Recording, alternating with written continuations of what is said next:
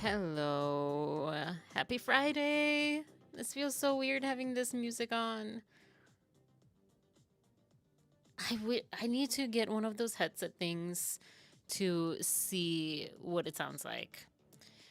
So I can like precisely have it. So I have the music in the background, but it's not overwhelming or underwhelming.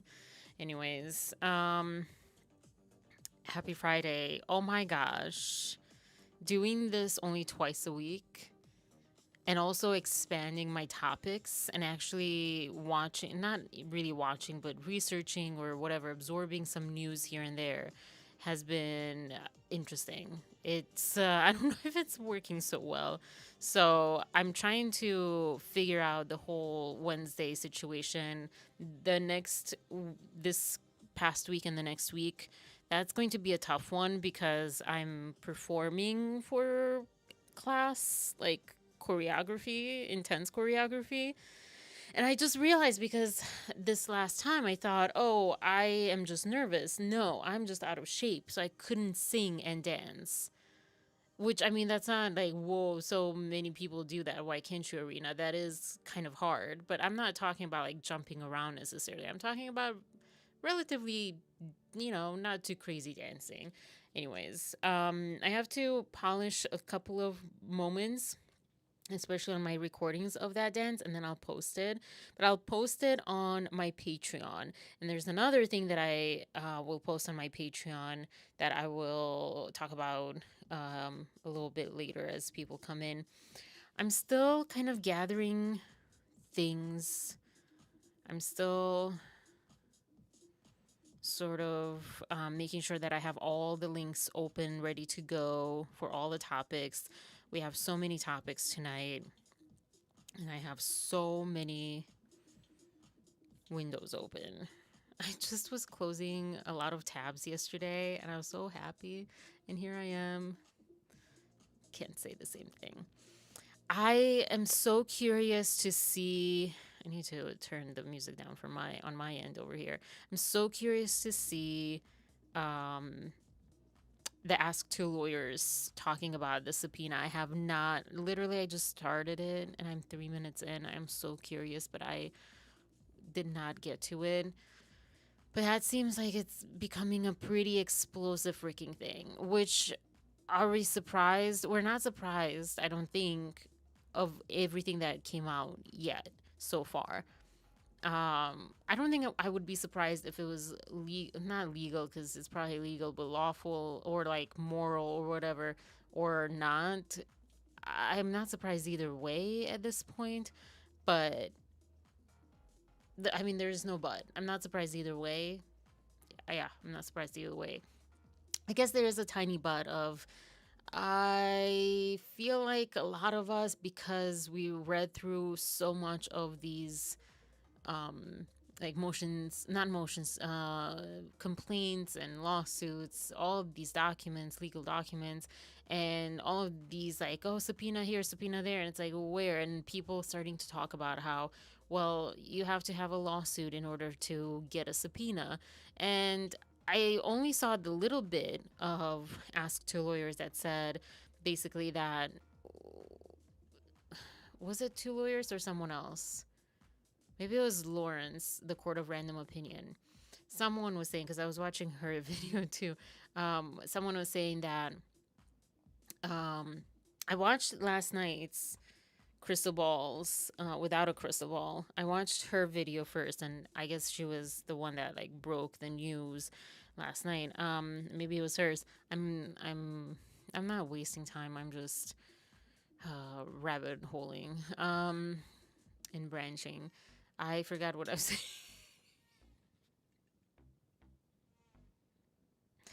Yeah. For anyone who will see this in replay, if you've been here, you know my brain tends to fly away sometimes for me. And for those who are new, yes, this happens.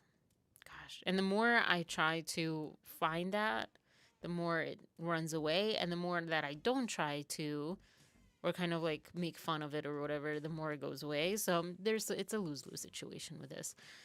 Anyways,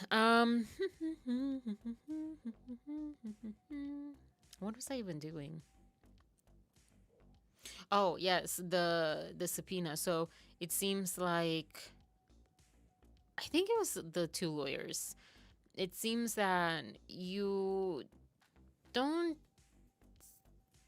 typically give out a DOE, whatever it was, complaint lawsuit, whatever it is.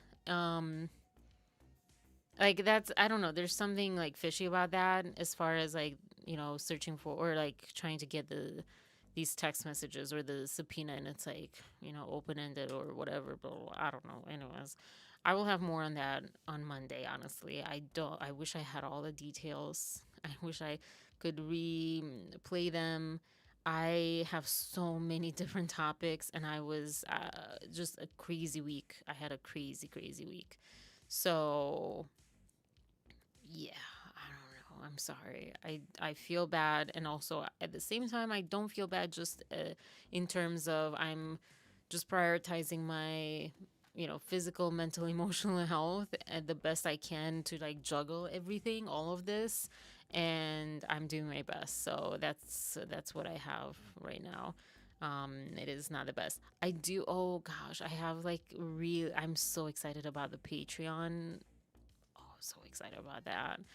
Um, and I don't have anything like I just kind of created the things, the tiers and everything, and I'll talk more a little later. But okay, I was opening all the links. Oh gosh, there's so many. Oh my goodness. Oh my goodness. I'm gonna do this. It's the easiest one.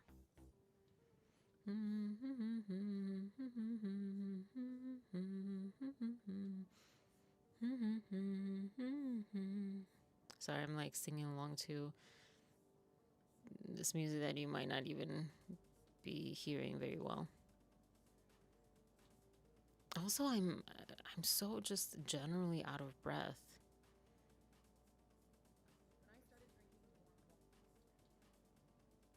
Oh my gosh, these AI commercials. I don't even know, honestly, the best way. I had kind of, um, whatever you call it, a order, I guess, as far as how I thought the order could go, or just as I was finding things out, and but yeah, I I do have gosh, Snow White, the sandstorm in Iran. Um, that's like really cool and also really sad. There's a lot of people that are suffering from the effects of that. But as far as videos, it's like eerie, creepy, but cool if you're into like natural wonders, like how this world just has kind of sometimes the craziest weather. I never wanted to be a storm chaser, but I used to definitely be fascinated by tornadoes and things because it's such a crazy phenomenon. So crazy. So things like that. Yeah, this Harvard versus Trump or Trump versus Harvard, however you want to look at it, how chicken egg, whatever. Um, but I found what was like really interesting. Talk about word salad. What was really interesting was Billy Bush's take on this. I was so confused. He, if you've watched his show before, like he kind of summarizes the news in his own way and then also inserts his reactions or opinions here and there. And yeah, I was like really just very confused at the end of his segment on this. Like, because he was saying pro Harvard stuff and then he was saying pro Trump stuff. I was just so confused. So I'm like, I need to cover this because am I just not, is my brain just not getting something? I don't understand. This seems like he's going in circles and just it's very confusing. Like, and also like it kind of sounded like he was saying the things that we're saying on the side of Harvard, but as if it was on the side of Trump. So that was like the confusing part, anyway. So that's like more of, oh, I already opened that link up. That's more kind of the situation. Um, and then Governor Newsom talking about, I guess, tariffs or some like lawsuit against Trump or something. I'll go over that. I forgot already what that is about. But I found it very interesting how people are just getting a little bit more real and direct and less sugarcoating or diplomatic, which is kind of good. But basically, he called people sheep. But he had a very good point for that. He had a very good point. So Orwellian, that's it's a kind of like if you're interested in a drinking game for the politics side of things right now, that's a good word to keep out. It's coming up all the time. It's a good word to put as that, unless you don't want to drink. I have my sorry. Gosh. I have my own moments of wanting to have a drinking game of water because I don't drink enough water. So it's not the same though, I guess. Well, I mean, yeah, it is because if you're hydrated, you can feel pretty good. Um, I'm opening these things, but the other thing is it's Good Friday for a lot of people. I'm not religious. I don't celebrate Easter. I mean, I guess I celebrate Easter as far as like how people celebrate Christmas. And it's not from a religious standpoint, but my family celebrates it.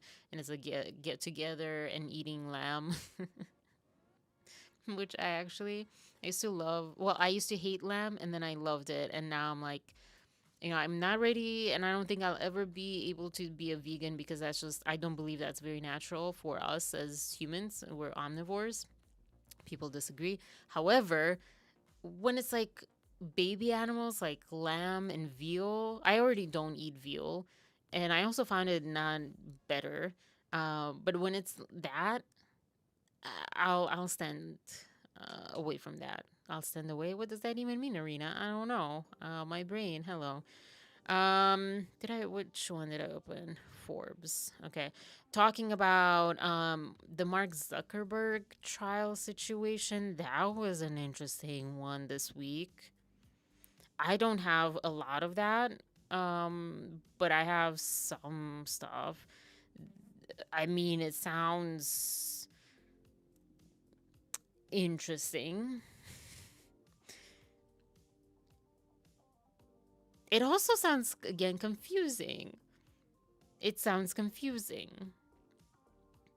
Like as far as Meta and Facebook, like against being against TikTok and stuff as if they're a competitor, but like they're already like in China and with a big big bill to it. So I don't know. I'm confused by that, but yeah. Oh my gosh, I hate when I'm like so out of breath.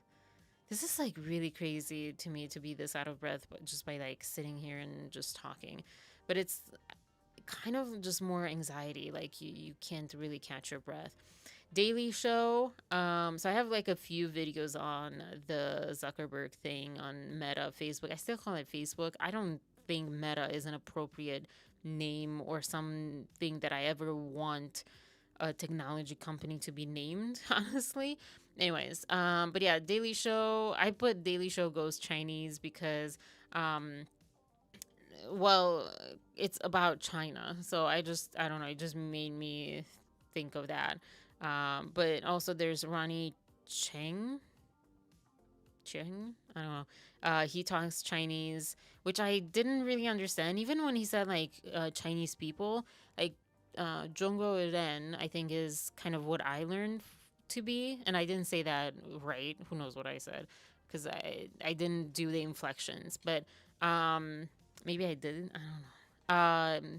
But yeah, I was like, where is he from? How can I not understand this? Martha Stewart poking fun at Katy Perry. Let me put that later. Um, Sorry, let me see. These are all. Oh crap. So sorry. Just trying to like. Every single video has an ad right now. This is just so frustrating. So frustrating.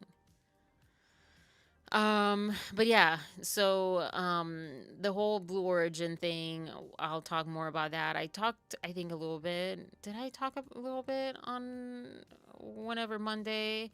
Hi P, welcome. I have some like I don't know, fun, interesting, or I don't know, news in a bit. I'm just going through opening all the links to be ready. I have so many topics, but I think we're going to fly by or so. But I have so many topics today. Um, and I'll get as soon as I open everything because I'm so scattered brain lately. I'll get to the news for you guys. Um, See, I already forgot what I was saying. What was I saying? I can't even see the links. Can't even see where. Okay. So yeah. So Martha Stewart, Blue Origin, Katy Perry. Actually, I don't think I even want to bother like opening all of these articles. I'll wait for that moment. I don't know because there's so many. I didn't know William Shatner already did go to space. um I find that interesting. My stepfather was like, "Yeah, of course. Like everyone knew. Like the people who are into this stuff knew." I'm like, "Well, that's the point. I think that's the point that people are making." Which I will say that it is. I do like that people are talking about this all over. It is definitely done that job in the sense of like it's seen by more than just people who are usually interested in space stuff, but I was just surprised because I like space stuff, not astrology, as Katy Perry just like lumped that into astronomy and like what? Anyways, that's like the number one thing that people do agree. Like there is like science and religion go together, they don't go apart, and some people, I guess, like maybe a handful of people disagree with that, but generally the science community, at least, sees religion not as conflicting, etc., unless you're taking it literally in 7 days, but even that, I don't know. Anyways, but I'm pretty sure astrology and science do not go hand in hand. I think everyone agrees on that. Not that, I dabbled in astrology. It's fun, it's interesting. I've thought about it, like, oh, what does this mean and whatever. My ex was, he knew a lot. I just, I don't even know what to say about that. I don't want to be mean, but he knew a lot about astrology. So yeah. And then taking trash into space, I guess that's kind of the goal of these missions, to figure that out, according to Gail King. Is it Gail King? Am I just making up names? Gail. Oh, Gail. Um, and then the Wally connection. I don't know if it's Wally, not Wally, Wally or Idiocracy or some other movie, especially with that. But in general, like this whole, it always kind of sat weird to me as far as like Amazon being, I think it's By and Large, I figured out, is the name of the Wally company that was just a big monopoly. Right now we have a few different monopolies in the world: Meta, Amazon, Google, Apple's, I don't know if you can call that a monopoly, honestly. Um, yeah. Oh, and then with the Zuckerberg thing, iMessage being a competitor to Facebook really worried me.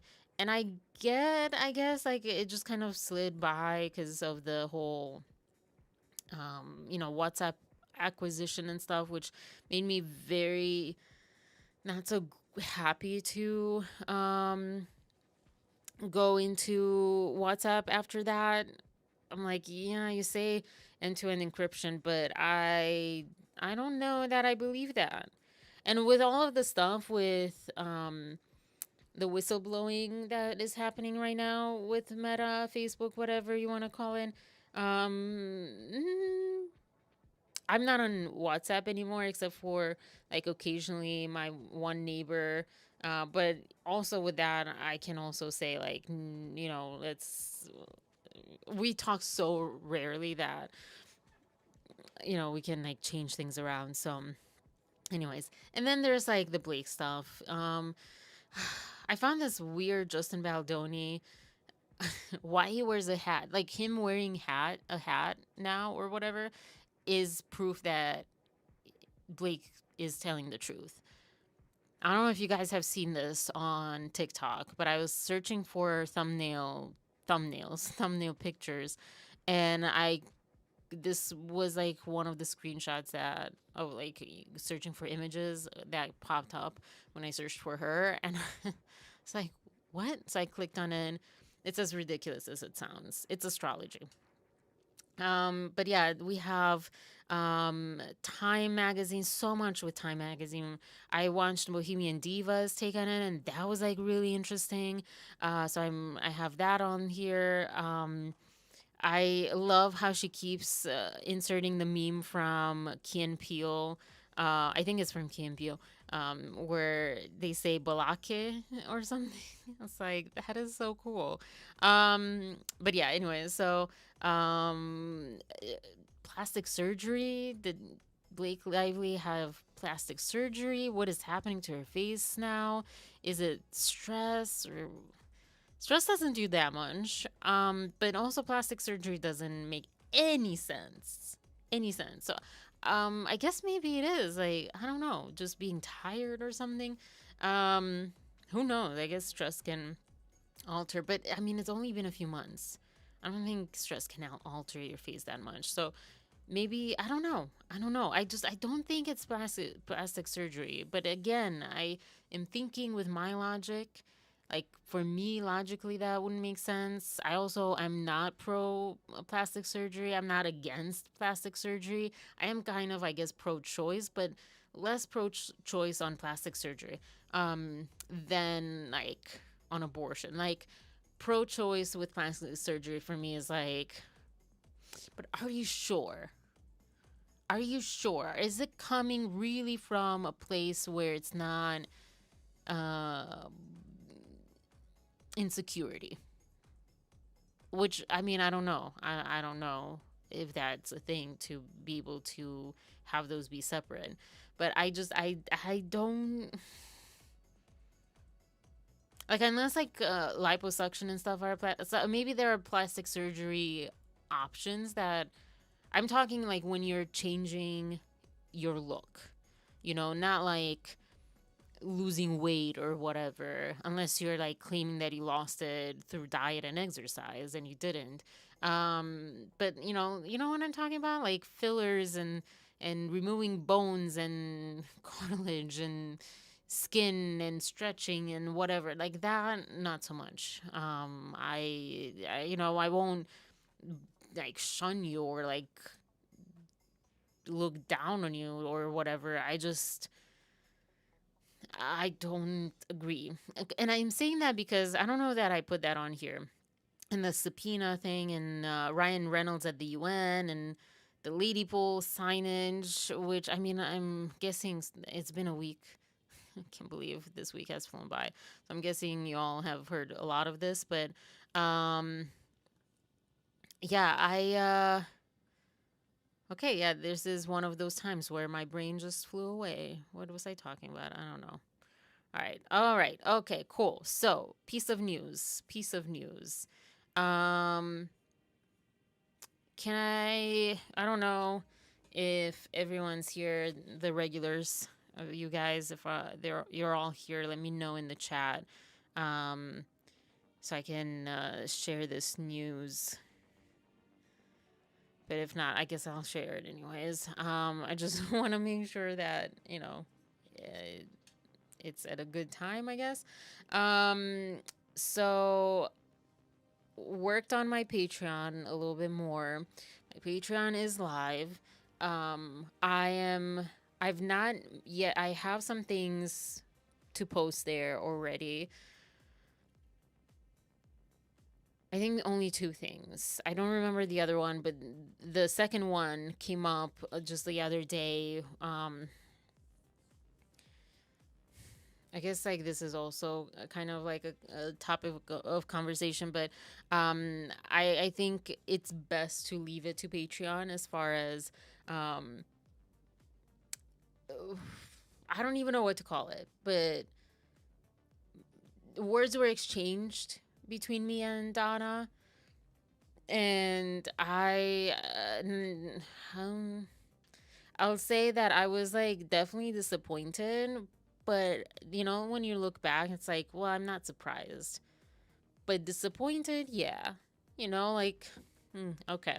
Um, and also, I don't know. I have a lot of thoughts, but that basically all I'm saying with that is that will pop up on Patreon. I'm not sure when.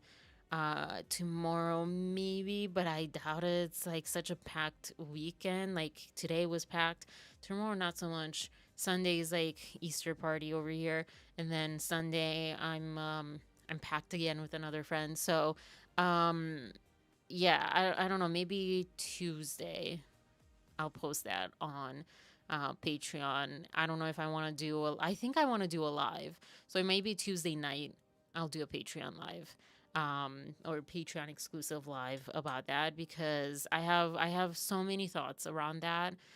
It definitely I also say this other part, it definitely solidified and regrounded me as far as, my presence here or in the world and how much I want to stand for love and justice and um, kindness, compassion, and also just like how that sometimes looks and has to look.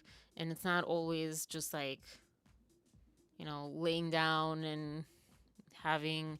I was going to like make a really bad reference like to the tank and stuff in China. But like, like laying down and just kind of making a protest like that, like sometimes you have to speak up. And so I'm I don't know. Yeah, anyways, I'll talk more about it there, but I have just a lot of thoughts. Anyways. So yeah, let's get into all of the rest. So many things, so many things. Oh my gosh. Where is it? All right, so we'll start. This is just like a quick blurb, just for the images, basically. Oh, sorry. Hold on. Sorry about that. I'm gonna just stop the music just in case, because I'll have some things to share. And yeah. All right. So this was, gosh, it feels like forever. It feels like weeks ago, but this, I found, I don't even know how I found this. I think I opened Ground News, by the way, affiliate link in my description for anyone who wants, I think it's 40% off Ground News, where I have a Ground News article somewhere. Oh, the next one here. So it shows you kind of, where articles lean, and so forth. I still have to get used to it, and it's a lot and it can feel overwhelming, but at least like it makes me more comfortable to see it, even though I can't really I don't have a master in it yet. But anyway, so I think that's where I found this, just randomly browsing, and um yeah, many people have been. This was what, 2, 3, 4 days ago, 3 days ago, and probably these numbers are up. 3,700 people have been hospitalized with breathing difficulties. Oh, this one says Iraq, but I thought it was Iran. All right, that is completely my fault. uh, just one letter difference. Should have checked that. But yeah, look at this. Look at this. I believe this is during daytime too, because I've seen these types of things before, and they look crazy because it covers everything. You can't see day, night, whatever. It's all orange, and you know what it reminds me of too, like as far as like film or whatever. Oh, I didn't talk. I need film, TV show suggestions. I need TV show suggestions because I ran through all of mine. Finished Surface. Oh, so good. So good. Kind of disappointed that it was like kind of a cliffhanger for the next season. But but I love shows that you can't predict. I do. Anyways, so in The Crown, oh, and Will Trent was back, and I didn't watch all of that. What am I watching? Oh, I do have some other shows. Anyways, I'll talk about that towards the end, maybe. But yeah, it reminds me of The Crown. Is it The Crown? Wait, I'm now the show on Netflix about, yeah, The Crown, about the royal family in Britain.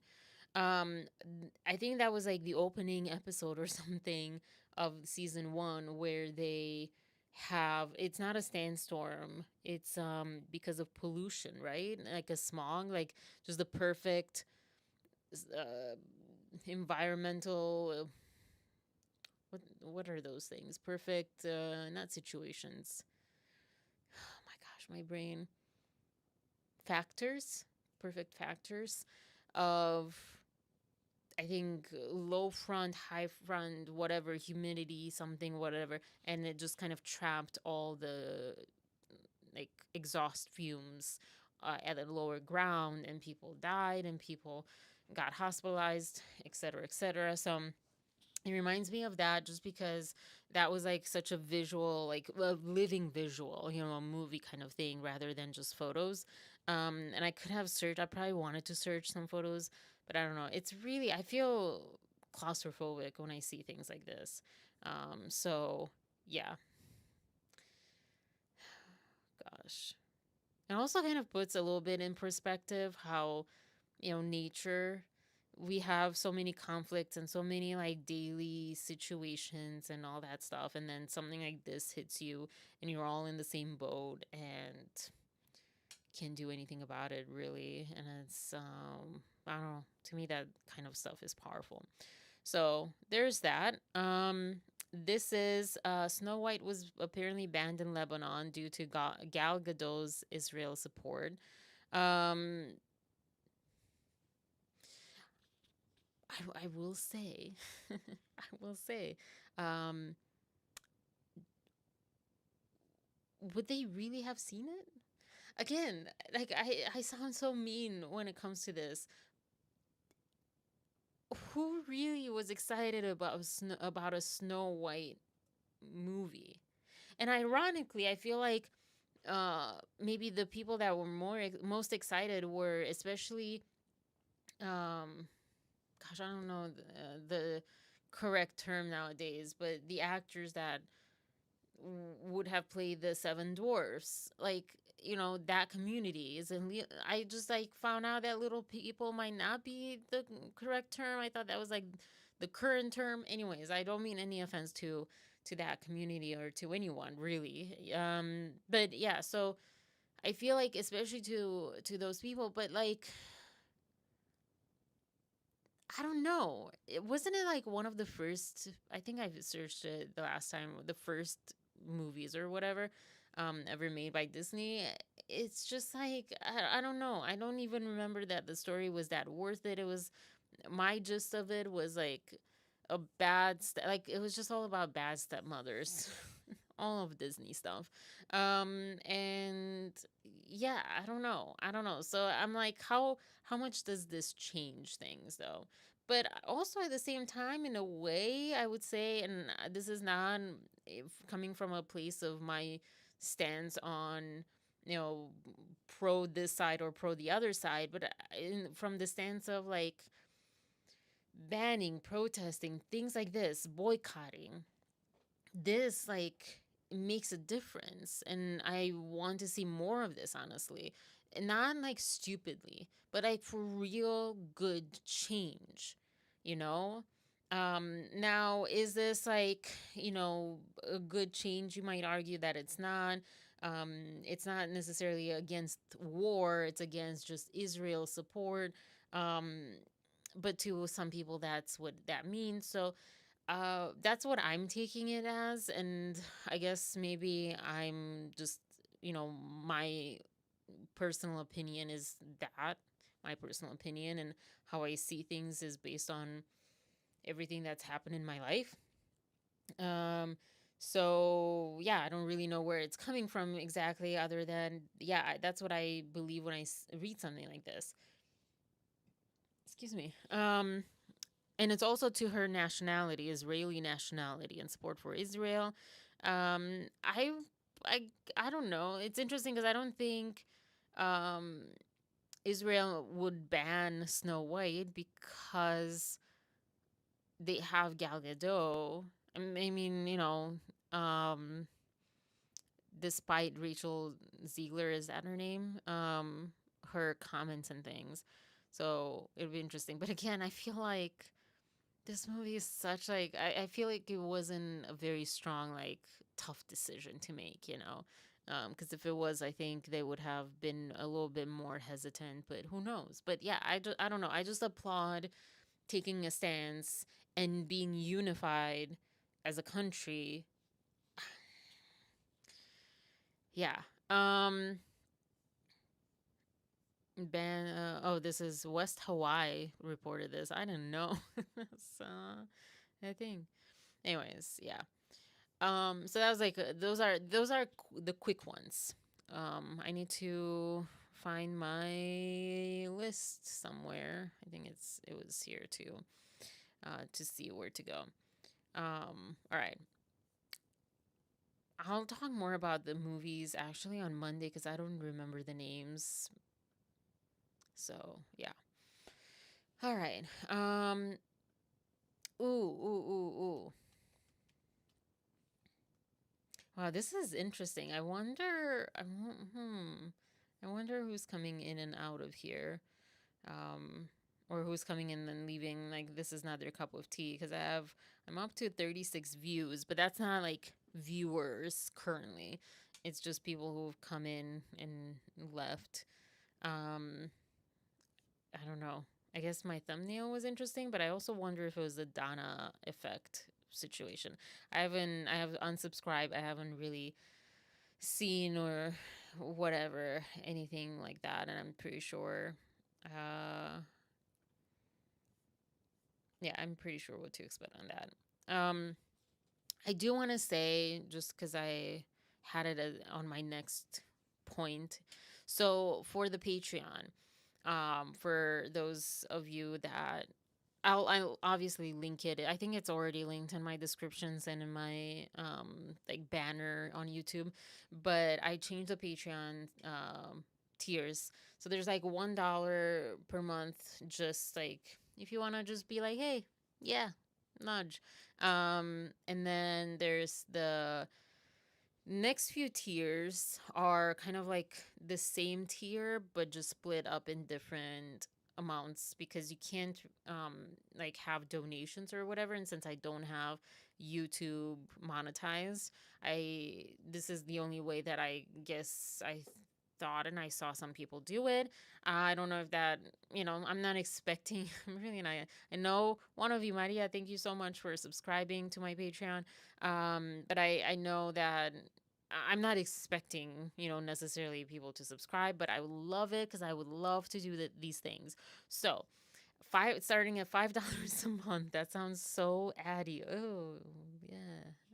Anyways, um, but that's like more of the I call it exclusive club. It's the actual membership tier that gets like the exclusive content, which sounds so weird for me to say, but it's work with me live streams. I've not done those. I love when Dave does it, and I saw other people on my Patreon that I follow do them.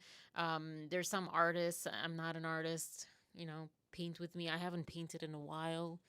We can do knit with you, P. Hi Maria, welcome. But yeah, so I kind of want to try those out. I might take those out if it doesn't work, because I do kind of go in and out of my work, but thumbnails and all this stuff, I don't know. Maybe I'll do that. But these are like the exciting things, the game nights, and I that wasn't my initial thing. Dance parties were my initial thing. And movie nights and TV show nights, where I think there's also ways to like view things with an application, but that might be Discord. Anyways, like simultaneously. That might be a logistically kind of complicated thing. So I don't know if these will like happen really smoothly, but these are like my goals. I would love to have these things. I would love for I haven't found too many people that have these. So yeah, dance, game, movie, TV show, and then more personal vlogs and thoughts like the Donna bowling thing. That's where I'll talk about that there. And that includes like streams or videos or like just words. Again, with this one, I don't know if I want to do a stream or just a video and just do like a live chat. I don't know. It's my first venture into Patreon. So there's like the $5, $10, $20, $30, $50. It hurts for me to even say those amounts. This is how I need to work on my self-worth belief, I think. But also, like, I mean, I'm being realistic. I don't have quite, I'm not there yet. So yeah, I'm being realistic, not just like putting myself down. I also, and this is like something I'm excited about, and I don't think it'll go anywhere, but I'm also excited about the IET coaching. So as I'm starting to get back into my coaching, IAT stands for Integrated Attachment Theory.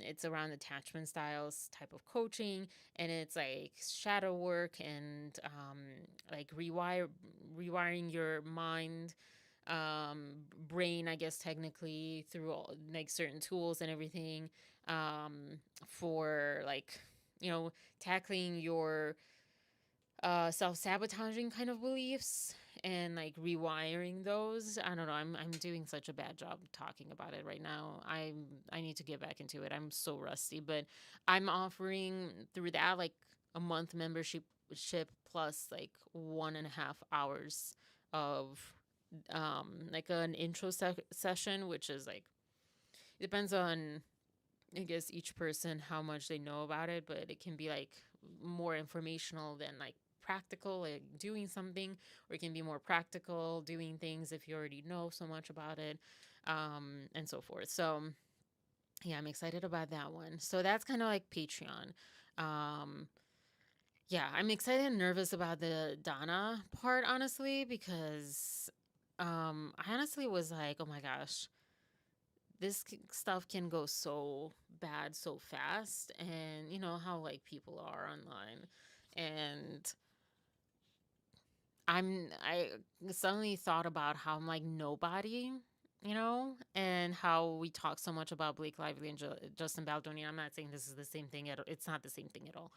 But as far as like, a big fish and a little fish, and how I'm like such a little fish, it's more like the Judd Wallace of it all.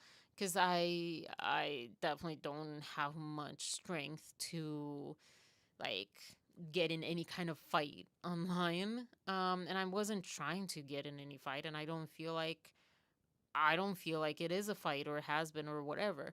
Um, but some people might take it that way, you never know. So yeah, I was like thinking about that. Oh, and also before, sorry. These are like the stupid kind of things. Okay, sorry about that. Act and Acre, not sponsor, not anything, but just tried it. The salicylic acid mask or whatever for my hair, it got so much of the buildup. I'm like, I had to mention it right now because I was like scratching. I'm like, oh my gosh, yes, it is gone. And I hope this helps my hair grow back because I have so much hair that's fallen off in the past few days. Like, I am not kidding you, like a ball like this much of hair. And I even see patches, and this has only been this week. So, yeah, I'm like really scared about that. It makes me like freak out about menopause, which I know it might sound so crazy because I'm old but not that old, and it just makes me freak out because I'm like, oh my gosh, wasted so many years, wasted a decade for one, and my life is over. Yeah, that kind of thought. It spirals down that route. So I'm like trying not to think about it and just trying these products to see if it helps. I guess I could also go to the doctor to check hormonal things or whatever. But yeah, anyways. But yeah, Act and Acre so far, I would highly recommend the salicylic acid pre-wash. It's not a mask, whatever they call it, treatment. I don't know. Alrighty. Let's get to the big news. Oh, goodness. Goodness. Which one do I have here first? Let's see. All right. So the Harvard of it all. This is not your typical like news story reporting or anything like that. These are like my thoughts and things from it. So this is the story basically. I think they did the best to like put it in a nutshell. White House is freezing billions in federal aid to Harvard University after the school says it will not agree to a list of demands from the administration. And today there is still no sign Harvard will back down. Kaylee Schuyler joining us live from Cambridge, Massachusetts, just down the road from campus. Kaylee, Harvard is the first university to go head-to-head with the administration. Good evening, Scott and Dawn. So Harvard's president, Alan Garber, calls the demands. Also, how nice is that? The like patter of the rain on the umbrella. That's the kind of ASMR that I would be into. Illegal, and says that the university will not surrender its independence. So now the Trump admin is putting $2.2 billion in multi-year grants and $60 million in multi-year contracts on hold. The Trump administration gave Harvard nearly a dozen demands. So I guess nearly a dozen. These are only three, but all right. And these are the ones that people talk a lot about right now, or that I've seen in the news. Eliminate DEI programs. Also, isn't that like God's kind of? I might just make more trouble on the internet, but right, like in Latin, kind of like the plural of God, right? Like deity. I don't know. Maybe it's like DIE. Anyways, but yeah, DI programs report, which is so to me, it's didn't we talk about how they're not actual programs or like laws or whatever? It's just kind of like I don't know, maybe it is programs. I don't know. But like it is just to me so stupid and so like I just am getting a lot of like anger or frustration, which is anger, or I don't know what, over disbelief over how the choices, the efforts that are being made by this government right now have nothing to do with making us go forward, making us be better, bigger, stronger, because to me that equals evolving, that equals growing. And when you go backwards, you're weaker, you're worse off. So that's like to me why I'm just every time baffled. I don't know. Yeah, eliminate these programs. Report foreign student on visas who violate codes of conduct. And this, it's that D word. It's that D word that I don't want to say. It just makes me so highly uncomfortable. Return to merit-based hiring and admissions, which they're probably like, duh, that's what we're doing. I mean, come on. This is so stupid. Anyways. They include eliminating diversity, equity. Also, like, admissions, yes, that would be interesting to see, but they have, I mean, they would argue they are by merit. They have to prove that they're more than just, like, good grades, these students. So, you know, but yeah. And inclusion programs, reporting foreign students on visa who violate codes of conduct, and returning to merit-based hiring and admissions. But Harvard says it shouldn't be taking its orders from D.C., saying in part, sorry, having some tech issues here, no, and high refusal to comply. But another okay, so I guess that wasn't it, but the way that this thing with the visa, the students was phrased, is it in this one? Maybe it's in this one. Let's see. Petition saying, Harvard, stand up, follow the rule of law. Overwhelmingly, institutional rights and a scathing private universities can teach, whom they can admit and hire, and which areas of study and universities no government Harvard's First Amendment rights and surrender on our values as a private institution devoted to the pursuit, production, and dissemination of knowledge. It has an endowment greater than the GDP of nearly 100 countries. This was like an interesting piece of news to me. Harvard University is 140 years older than the United States. And I'm not a straight, I am maybe like a straight A, but maybe like an A- straight A student.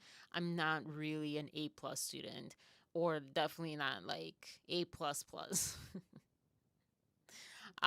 So I didn't do my homework like I wanted to, because hello ADHD, and then just like, oh, this rabbit, oh, look at that squirrel, look at that squirrel. So I got I got sidetracked and I didn't look this up. But to me it sounded like really really strange.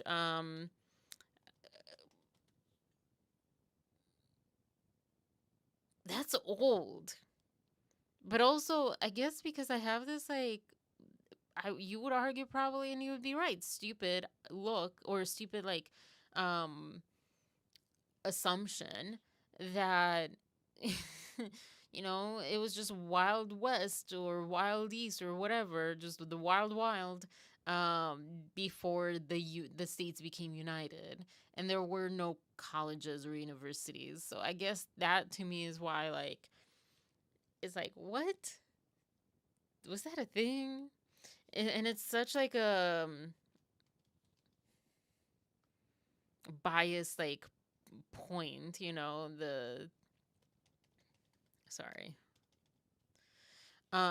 such a biased point as far as like someone living in the future who thinks the past was like more I mean, it was maybe more backwards in so many ways, but doesn't mean that, you know, we have like Egypt and we have the Mayans and so many parts of the world that had a lot of advancements and stuff. So it's not like, you know what I'm saying? Probably not. Anyways, moving on. Did they say that's the October 28th? It was Harvard University was founded on October 28th, 1636, and named after its first benefactor, John Harvard. 1636. I, you know, kind of zoned out on American history, or just history as a whole. We didn't do that much in school. So I don't remember where that puts us in the history timeline, but I guess I'll take their word right now for the 140 years old, older than the United States. But yeah, it has an endowment greater than the GDP of nearly 100 countries and has educated 8 American presidents. Now, this is where I would say that I kind of agree with Billy Bush as far as like, he didn't say the GDP stuff, but he said something like it's 53 million per year or something, this endowment. And I'm not going to disagree at this point, and I'm going to actually agree to this point at this moment that why do you need government grants at that point? I kind of see that. I mean, that is a lot of money. I might just be, again, just not smart enough to understand the way all of that works. So I'm leaving the door wide open to understanding more on that. But yeah. But also that also kind of makes me feel, again, just like kind of sad. Like, why are why 100 countries? Why are we all, as humans, as on this planet, why are we not focusing on those countries, like lift them up?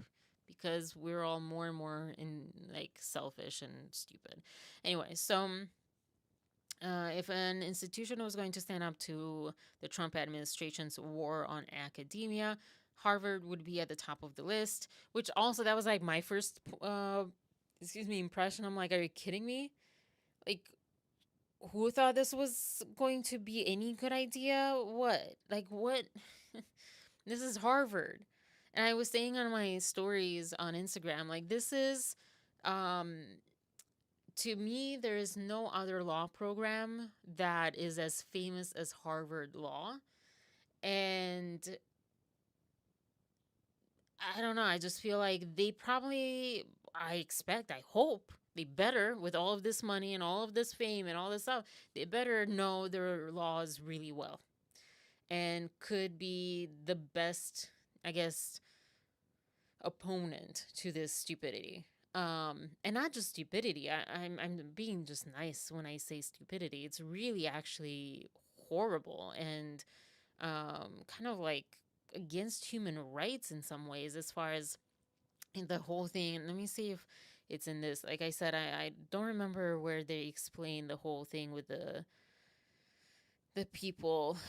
Gosh, yeah. Obama replied. Oh gosh, I don't think I have it. But basically, like, wanting to report to the government agency or whatever. What did they say in the other one? To the government something.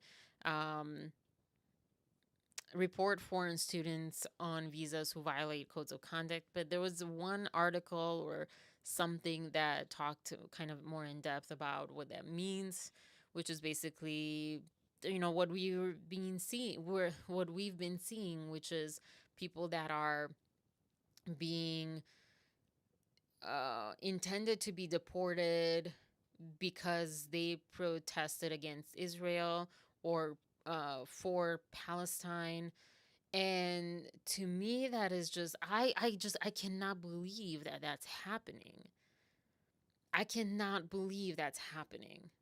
I feel like people are screaming at me or just rolling their eyes at me on the other side of the screen that I'm so naive. I've been under such a deep rock where I believe in humanity so much, but I can't believe that's happening. Just right out in the open, siding with Israel and like literally not just like preventing aid to Lebanon, but also giving Israel more like help, and not just like that, but like also trying to deport students here. That there was one, I guess I don't have it here, but there were these two students that one was, I think she was Lebanese maybe or something, and then the other was from India, and they protested, and they got like, I don't know, let go or whatever from some university. I'm sorry, I'm such a terrible. I should just make that my thing. Just be like the worst, news like caster or whatever. But yeah, oh gosh, I'm just like failing you guys today.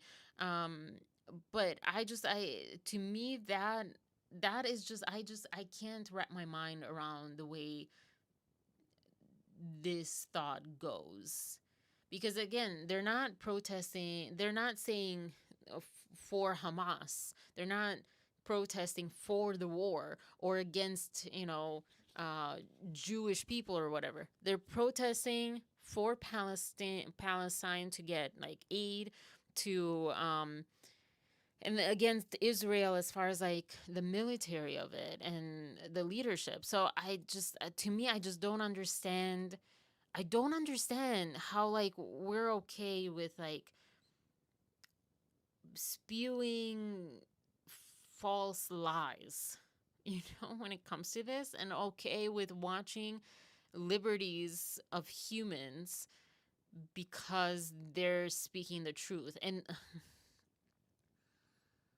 I'm just having a very hard time wrapping my mind in the US, who is built on freedom and freedom of speech and democracy, and we're literally not having democracy right now happening. We're not doing democracy at this moment when we're like, jailing or taking people, out of the country or out of their institutions that they came here to study for, whatever, to like better the world.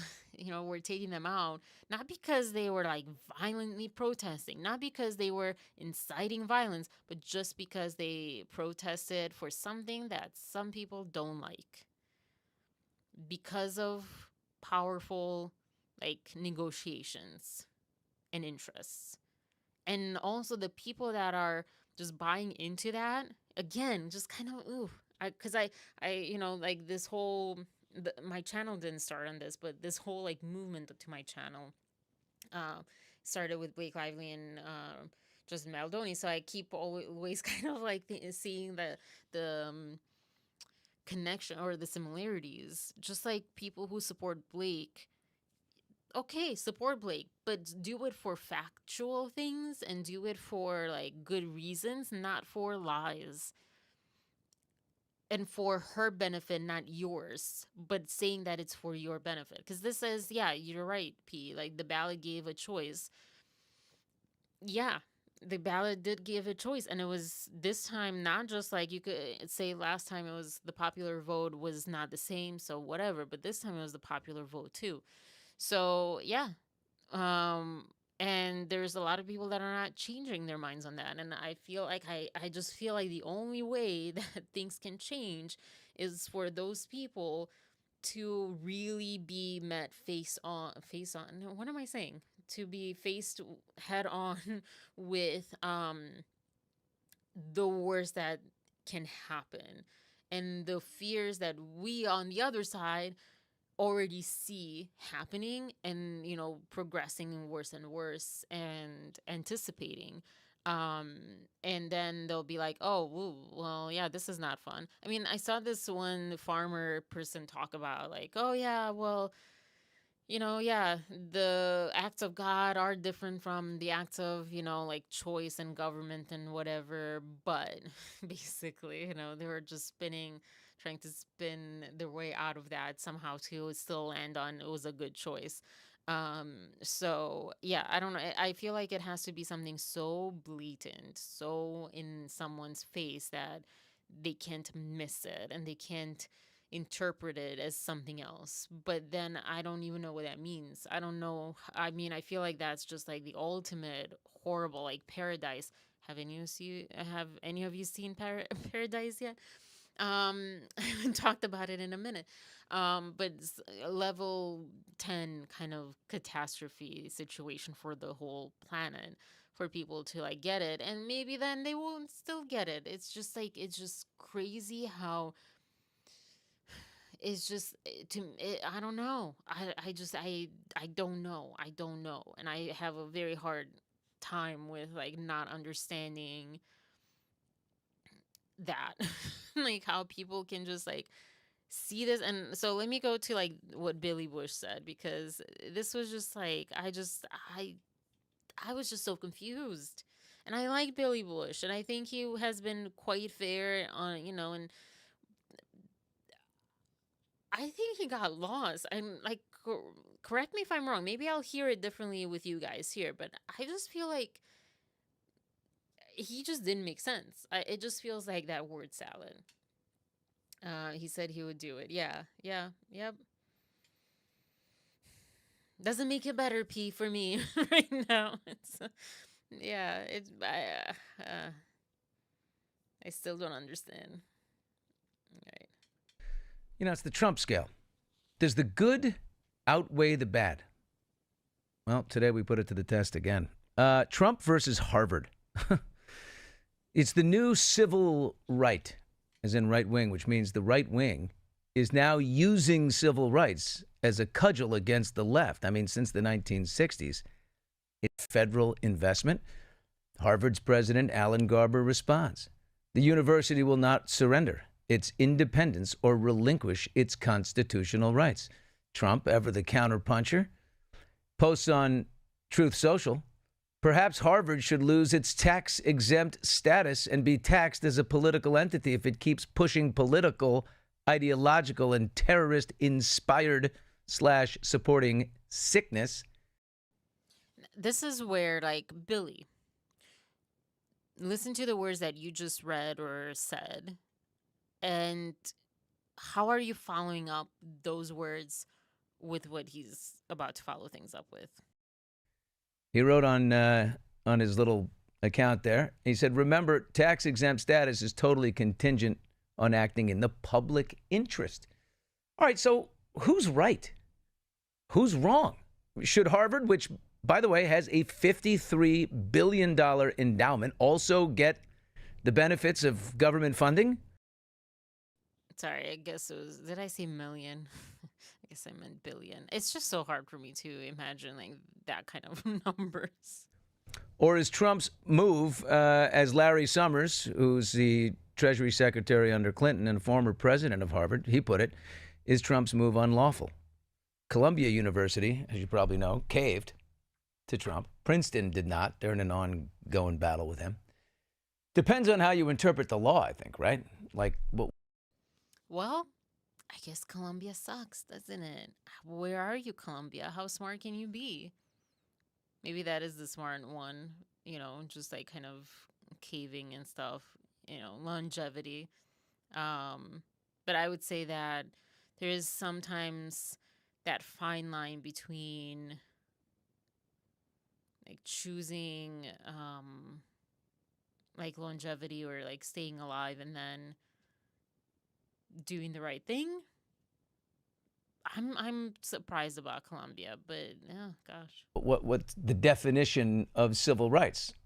DEI, right? Skin color, gender is, big on the left. Diversity of opinion, points of view is, that's civil rights on the right. Is he kidding? Please let me know. Did he just say that? Diversity of opinion is big on the right? Diversity of opinion. This is why I'm just so confused by his segment, by his words. And I've never been confused but I haven't watched every single video, but I've watched quite a few of his. I'm just so confused. Because diversity of opinion is absolutely not on the right side. It just feels like, what? That was like my biggest one for me in this whole thing that I was floored by. Trump wants an outside evaluation to see if there's an array of opinion and ideology being taught and debated on campus. Does he? Because he's not letting the free speech of protesting for Palestinian, support, whatever. So where's the diverse, opinion falling and freedom of idea or diverse ideology being taught or whatever? I think that's fair. It seems to me, there's ample evidence that these major Ivy League universities are breeding grounds for indoctrination.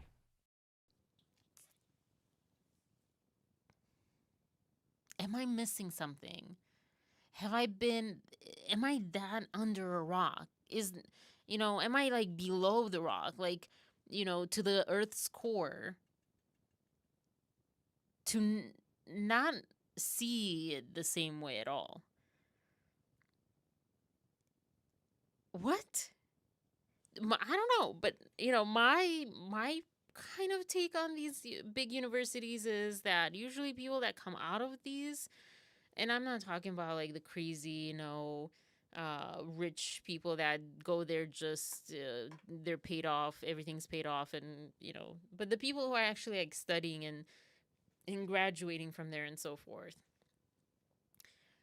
I feel like those are the most well-rounded people. I mean, I went to a not even close university.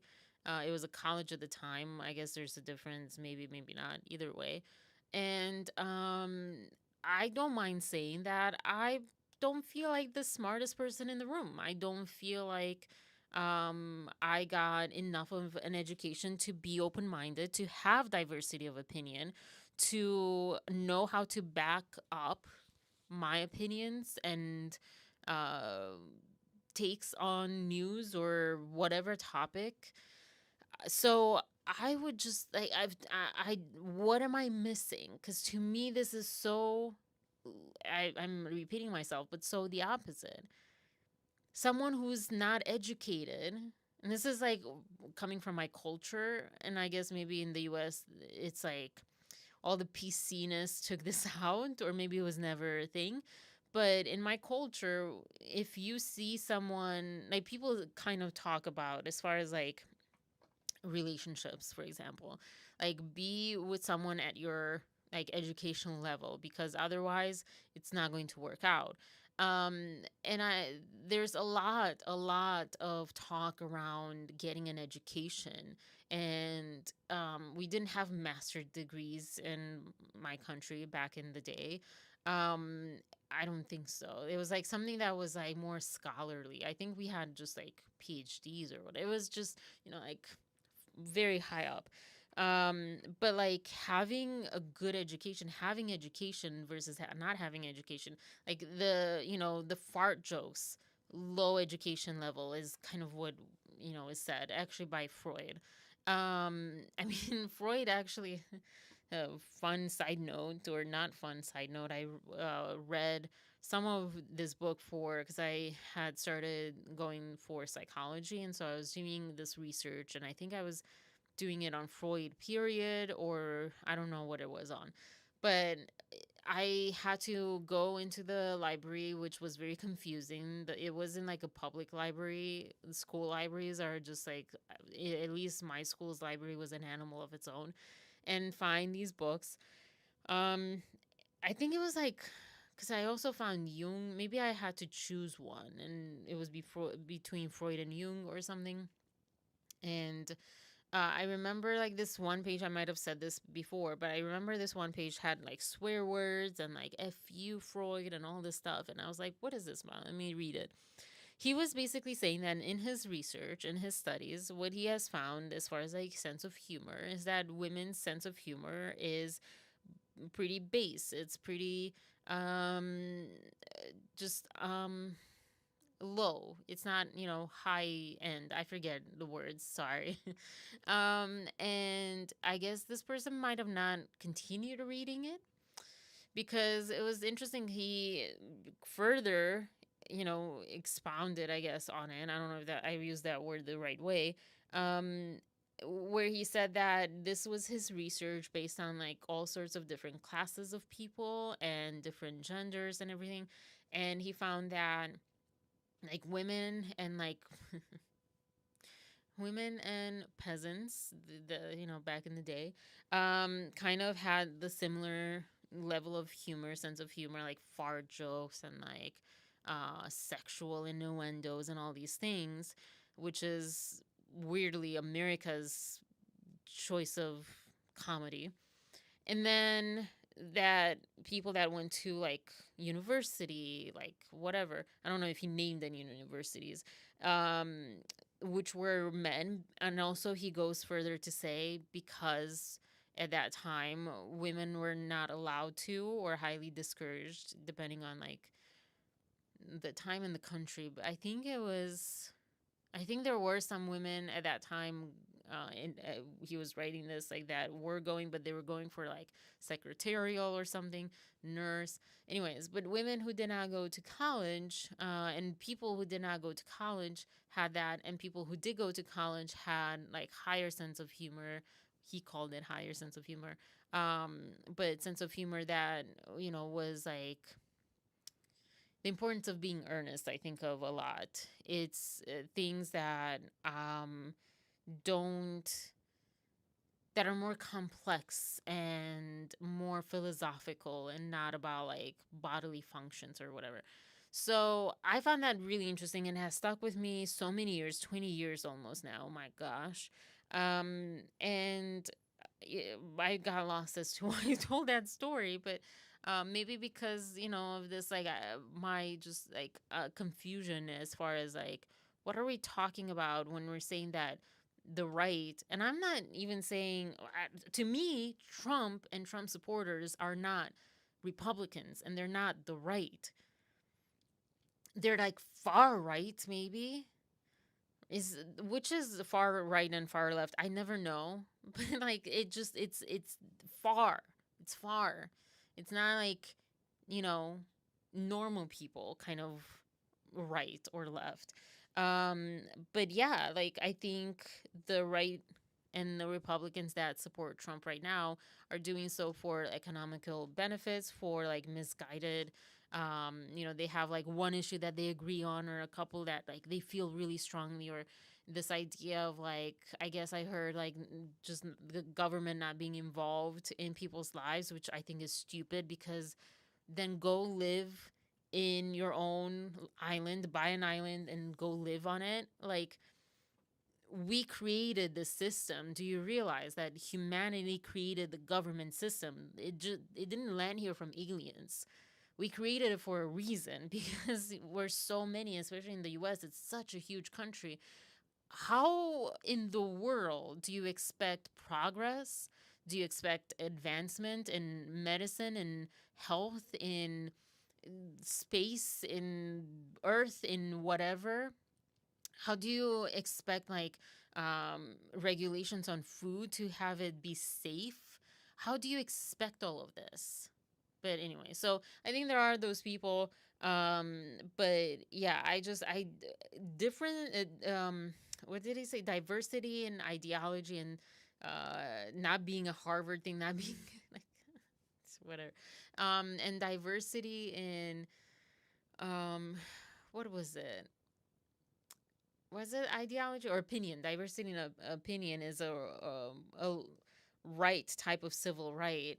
It is the biggest stupid, like there has been no stupider no stupider phrase uttered that I've heard. Again, maybe I'm just like, I'm missing something. Maybe my brain's not functioning right now, and it's like jumbling the thoughts and not hearing what I'm actually hearing, and I'm just like stupid and weird right now. But like, that's literally the opposite.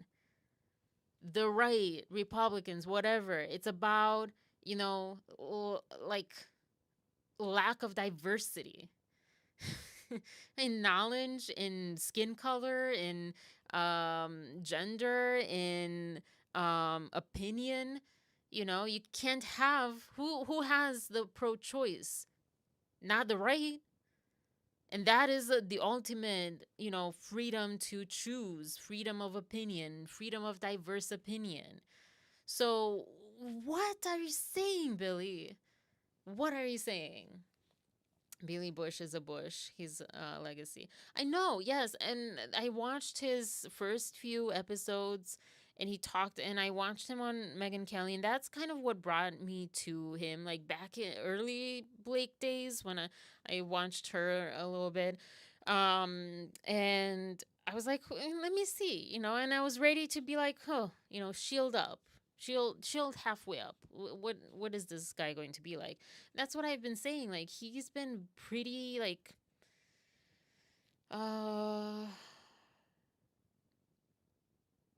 had a good head on his shoulders so far. So to me, but it also just doesn't make sense. And I don't know, but based on how like Bush gets along with Obama and Clinton's, all the presidents get along and they're laughing and whatever, having a good time and having like, yeah, their difference in ideologies. Maybe, I mean, let's be real. Who knows what they all think at the end of the day, besides some, obvious ones. But I don't even remember if Bush was like standing strong on anything. I just feel like he was probably, what I remember, and I was young, so maybe I just remember wrongly, but I feel like he didn't really want to be president in the first place. He was like, okay, cool, yeah, I get this, I got this, legacy, whatever, but like, he just didn't come across like I don't know. I always saw him as like in some ways like a nice guy, like just as a person. He made some like really bad. He put us in a really bad situation. But yeah, still, yes, and I know there's like the right and the stuff. I just like, but like when saying falsities has not been what Billy Bush has been about in as far as he's had this podcast, at least. So that's why I'm just like shocked at this. These people are chaos agents who think rugged individualism is key. Yeah. So stupid to me. I can't. I don't want to like shoot bears and my neighbors for crossing my lawn and all this stupid stuff. That's what it makes me think of when you say stuff like that. Or when that kind of stuff is said. But yeah, but it's just like, again, these are like literal lies, and I just am surprised because I've not heard that. Again, I've not watched every single episode of his, but I've not heard that at all from him so far. I mean, they're just all preaching the same thing. And I'd like to see a diversity of point of view. I'd like to see, we can't have, at a major university like Harvard that's getting billions of dollars from the government, and they already have 53 billion, you should be able to invite anyone onto that campus to express their points of view. You can't be breeding a student body that is afraid that someone's opinion or point of view is going to harm them. Come on. It's only going to open their eyes. So look, I kind of stand with Trump on this one. Again, what am I missing? Because he says something and then he says something that opposes what he just said. Because standing with Trump is literally not what he just said. It's the opposite. Literally, right now, he's trying to prevent freedom of voice, having a voice on campus and people feeling safe to express their opinions and have a voice on campus. So what am I missing? What am I missing? This is like, this is what I'm like, just like, what? Billy's an entertainment reporter. No, I think he was a reporter. I don't know. I don't know. I've listened, but as soon as he talks politics, I shut it off. I've not found it that bad so far. This was like the first time. But again, this part is like, just, it's not connecting. It's like me saying, this shirt is red and that's why I believe it's black. That's literally what I'm hearing so many times in such a short span of like this segment. That's what like is making me really feel really uncomfortable and just like crazy, like, and also because it's him, and I've not heard him do that so far. He's criticized Trump, he's criticized, all over and none and all that stuff. So it's not about criticizing Trump, it's about, or like standing with Trump or against Trump. Like if he would have said things that aligned with Trump and what he wants, then I wouldn't be as enraged or like, feeling crazy over here. The only thing that I'm like really enraged and crazy about is that he's saying something on the opposite side of Trump as if it's on the same side of Trump. Does that make sense? Yeah, it is absolutely cognitive dissonance. Forgot about that. Yes, that's what it feels like. That's what it is. Oh gosh, crazy. It's just so weird. Anytime people say they are an independent, they're lying, they're GOP. Um, my ex was independent, or like leaning that way, and me too at one point. That was like, we're like Bernie Sanders people. So at that time, like, what, 15 years ago, however many long years ago, that it was before the Trump Bernie Sanders. I think it was like the year before, like the election before that. I don't know, maybe it was the first Trump election. But that's I'll watch out for that. I didn't think of that. I didn't know about that. So, yeah, we'll move on from this. It's just what? Yeah, Barack. Talk about like words, because I actually have this on here. Um, Somewhere there were whispers on the internet of how Trump felt it was disrespectful to call him by his last name. I can't and not say President Trump or whatever. Um, I can't remember one president that didn't get referred to by their last name only. Not president, something like, unless it's like a formal situation, but like in discourse and stuff like Bush, Obama. I mean, I rarely have heard or said like President Obama. Like on the news, you say that, Maybe that's what he was talking about. Maybe it wasn't just us people, but but it depends on the news too or whatever. Like, not, I don't know, not the Daily Show kind of thing. But yeah, so here I am, always like, that's been in the back of my mind every single time that I've said his name in all of these lives. But yeah, so, but then Obama goes by Barack sometimes to some people. Harvard has set an example for other higher ed institutions, rejecting an unlawful and ham-handed attempt to stifle academic freedom, while taking concrete steps to make sure all students at Harvard can benefit from an environment of intellectual inquiry, rigorous debate, and mutual respect. Let's hope the other institutions follow suit. And this is what I'm talking about. This right here is what I'm talking about. Okay, these go together. These go together. And I also understand that some people might think, there is that just natural, I feel, cognitive dissonance between Republicans and Democrats, especially more and more now, where people talk about a topic and they think they're debating it on the same angle, but they're debating it on different angles. So they'll never understand that, they could be on the same side in a way. So maybe that's like kind of what's happening with the Billy Bush of it all. But this to me makes perfect sense. And I'm saying, like, maybe because that's how I look at Harvard, because it's not a threat to me, knowing that there are more intelligent people out there than me, and that there are people that learn a lot more than me. I don't need the validation to be called intelligent when I'm not, And intelligence, I feel like, is more innate, and smartness, being smart, is more like education, but I'm proving that wrong probably right now.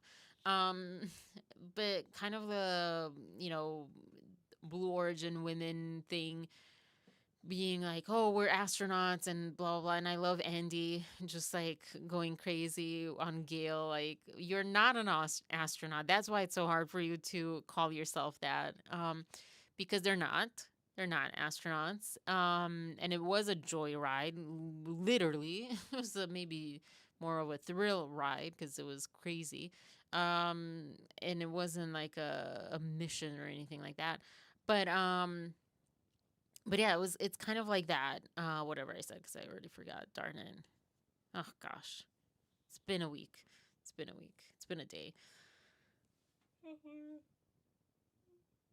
Something with universities and things and whatnots.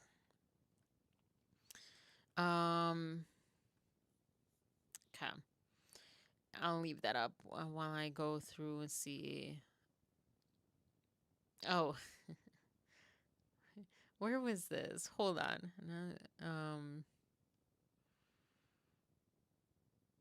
DEI is by definition Semitic. I'm so freaking tired of the gaslighting around Semitism. Where was that? Which one was that? No, it wasn't this.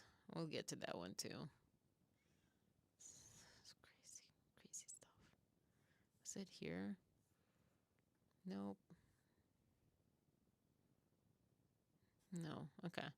I don't know where that was, which that is so sad. But I guess yeah. Oh gosh, I don't even have now more information on that. Was this on the?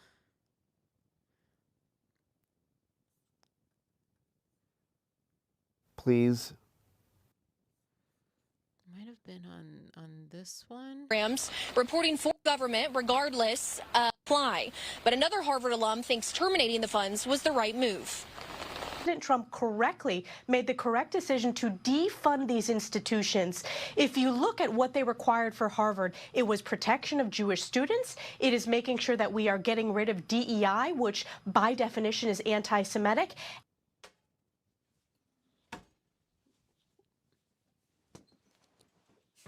I'm having a hard time. I'm having a very hard time. This is how Dave Neal felt in one of those videos a few days ago, and probably since I haven't gotten a chance to watch all of them. But you know, you have that moment where you just break because you're just like, you just break. You can't hear another stupid lie and stupid falsity. What? What? Isn't it literally the opposite again? I'm repeating myself. That's not even a question. I know I'm repeating myself. It's just about a different thing. Isn't DEI the opposite of being anti-Semitic? If you think about it, if you want to say that Jewish people are like a minority in this country, isn't that freaking they go together? What is she talking about? What is she talking about? Trump trying to protect Jewish and, you know, DEI being anti-Semitic and all. And this is like spoiler alert, but not really a spoiler. I think you guys know already that for my other, you know, rant on Donna, but like this is kind of what the whole exchange of words was about. Like just this like just false notion of Semitism and anti-Semitism and all this stuff just drives me just up the wall. Just this is why I went under a rock 8 years ago or whenever, and it was nice. And it got nicer. The more under the rock I was, the less I heard this stupid stuff. But then here we are, because a lot of us went under a rock, and we are in big trouble because we just kind of let this happen. I'm not going to sugarcoat that part. I'm not saying that me or like a handful of people could have prevented this craziness that's happening right now. But I think that a lot of us just kind of gave up and felt just powerless. Like, oh, why even bother? I mean, the Biden administration wasn't that much better. It wasn't more helpful. There's so much like apathy when it comes to politics and just making sure that we're okay and that this country is safe and that it's, you know, not heading into idiocracy land. If you've seen the movie, if you've not seen the movie, fun fact, it's on some archive website you can watch for free.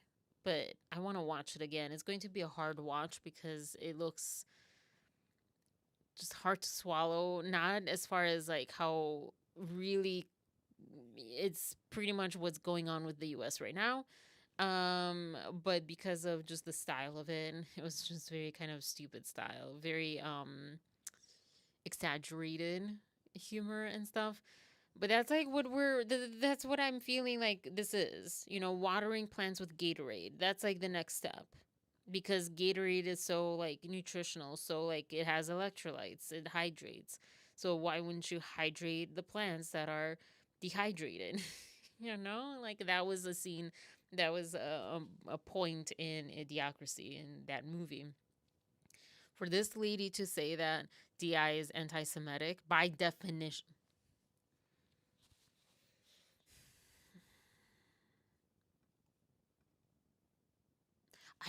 I also wonder, these people, do they go to sleep and know that they lied, or do they believe what they're saying?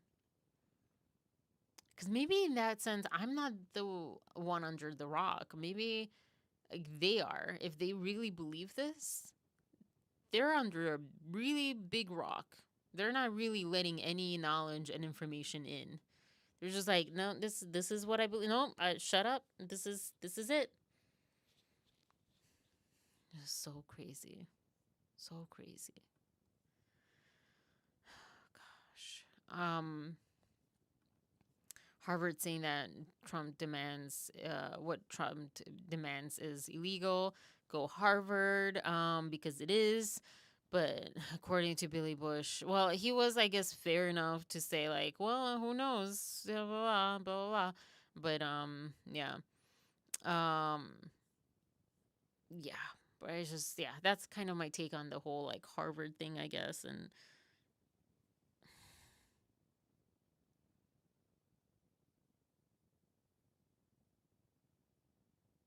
it's taking me to that place of like, why was I born in this time period?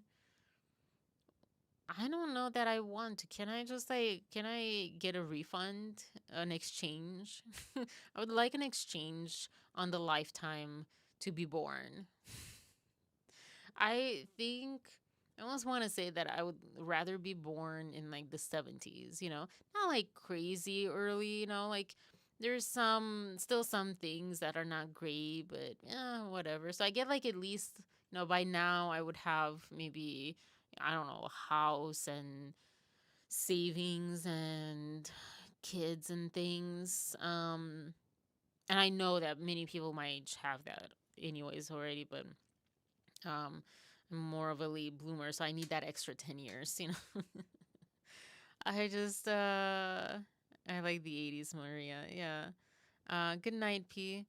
Um yeah, I would have the 80s too if I was born in the 70s. I was born in the 80s, so I don't technically have them.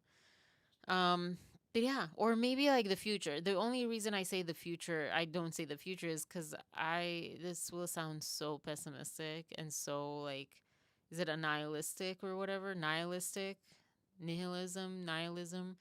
Um, at this rate, I don't know that the humanity will be here if in the future enough. Like, I don't know that. Yeah, I don't know that if this keeps going, we will exist like much longer as a species. I think that's like, ooh, I just changed the camera. I think that's like an exaggeration. I don't actually believe that necessarily, mainly because I have absolutely no idea what will happen. But that's how I feel so many times when I watch the news. And I know I'm not the only one. I was born in the really early 70s. Do you feel like you got a good like a good lifetime choice, you know? Like these are the good years, you got more good years than bad years? Or how was it, you know, in the 70s and 80s? And were you born here in the US?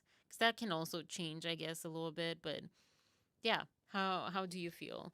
Am I like, would I have a rueful awakening if I would like go back and just redo it in the 70s? Yeah, or like late 60s or something. Oh, yeah. Anyways, gosh. So moving on to abysmal behavior, apparently. That's what I wrote here. Abysmal behavior by a grown man. How are we not impeaching this man? And I mean, I feel like this is a good point. I've said this point, or I've had this point, when all the trials were happening. Very much the best years. Okay, so that's my final answer. I want a refund or like an exchange for being born in the early 70s. Like that's the right answer, I guess. In the US. Definitely not in Romania, because in Romania it was not good. The 80s were terrible. The 70s was not. They had a really bad earthquake in the 70s. So many people lost their lives. So yeah, 70s in the US. That's my final answer. And now I'm also like, I want to knock on wood or something on this Kleenex box. Because I'm like, I don't actually want to do that. I don't want to wake up like in Big, the movie Big, or 30 going on 30, 13 going on 30 or something with Jennifer Gardner. So yeah, I don't want to do real crazy like Freaky Friday stuff, but yeah. Even our fashion came back in my strong. Yeah, I will say I really love the 90s like early 90s fashion. I want to find, I've actually tried to search for this, but I haven't. I want to find like the long shirts, and maybe this was 80s here or something, but the long shirts, like t-shirts, very baggy t-shirts with like a belt around your waist, and leggings underneath. That was my look as a kid, and I love that look. And I think as an adult I would love that look even more, because I don't know actually, but I think I would love that look. I actually don't know what 70s fashion was. Because to me, it's like the 60s, bell bottoms and hippie kind of stuff. And then there's like just a gap of knowledge as far as fashion. And then you have, maybe I think of like pimps when I think of like the 70s. Like, the suits with the hat, with the feather. That's what I think of when I think of 70s and 80s. The 80s, I think of like leg warmers, and like neon-ish kind of things, or at least starting that way. And I think that's like what I'm talking about. 80s, 90s, early 90s, yeah. Bell bottoms and tight tops with belt. Okay. That was the 70s. That was like that one movie. I forget the name of the movie. Okay. I have on this list. It's so late, almost. Well, actually, it's not that late. Oh, look at that. I thought 15 minutes went really slow, because I just looked and it was 11 o'clock, and I feel like I've been talking for a longer time now. But I forgot what I was saying. Oh, yeah, I have a clip of the costume designer for It Ends With Us later on. But let me get through this like news. Sometimes I want to like go back and forth, but I think it would be just too much for my brain. I don't have the confidence to do that right now. So little by little. But yeah, that guy looked like he was forced to be there. But some interesting things. Not dressy pants, but bell-bottom jeans. Yeah. And like crop tops are just like tight and put like into the jeans kind of tops. Because that's like the image that you gave me, is that crop top, or just like, yeah, just a very tight and then like short sleeve and like rounded neckline sort of thing. Okay. Yeah. All right. Yeah. So 80s are next, right? Let's see. I mean, they had the 90s, 80s kind of a little bit come back, and I guess that didn't last. We're too depressed. I think we just didn't like the neon look.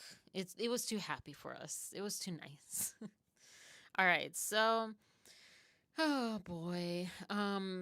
Yes, I have my thoughts on this impeachment situation. So this thought came up when there was the trial and the talk about, will Trump get impeached, blah blah blah blah blah. Where did that leave off? Last I heard, like, it was just kind of up in the air with the verdicts and stuff. But anyways, I mean, I guess he's not or something, but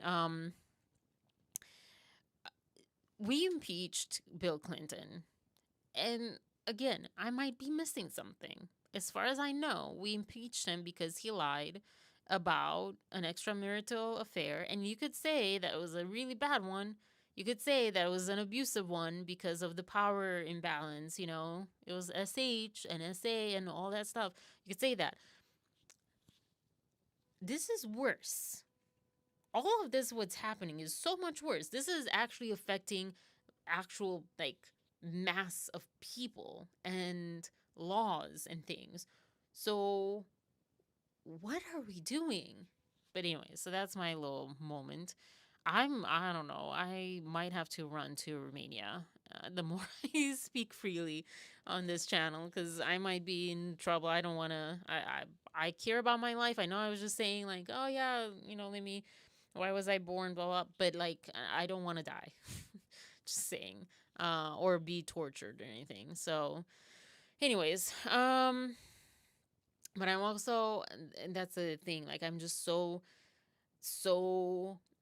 in a place in my life after like so many years of like just quieting my voice, killing my voice, honestly, just like shutting it off to like protect the relationship and to protect my, you know, safety, and to protect this and that safety, as far as like the first administration, Trump administration, people that saw, you know, potential dictatorship and stuff, like, Arena, shush, don't say stuff, don't, you know, just be careful. So, you know, in that sense, not with my relationship, I was not physically unsafe in my relationship.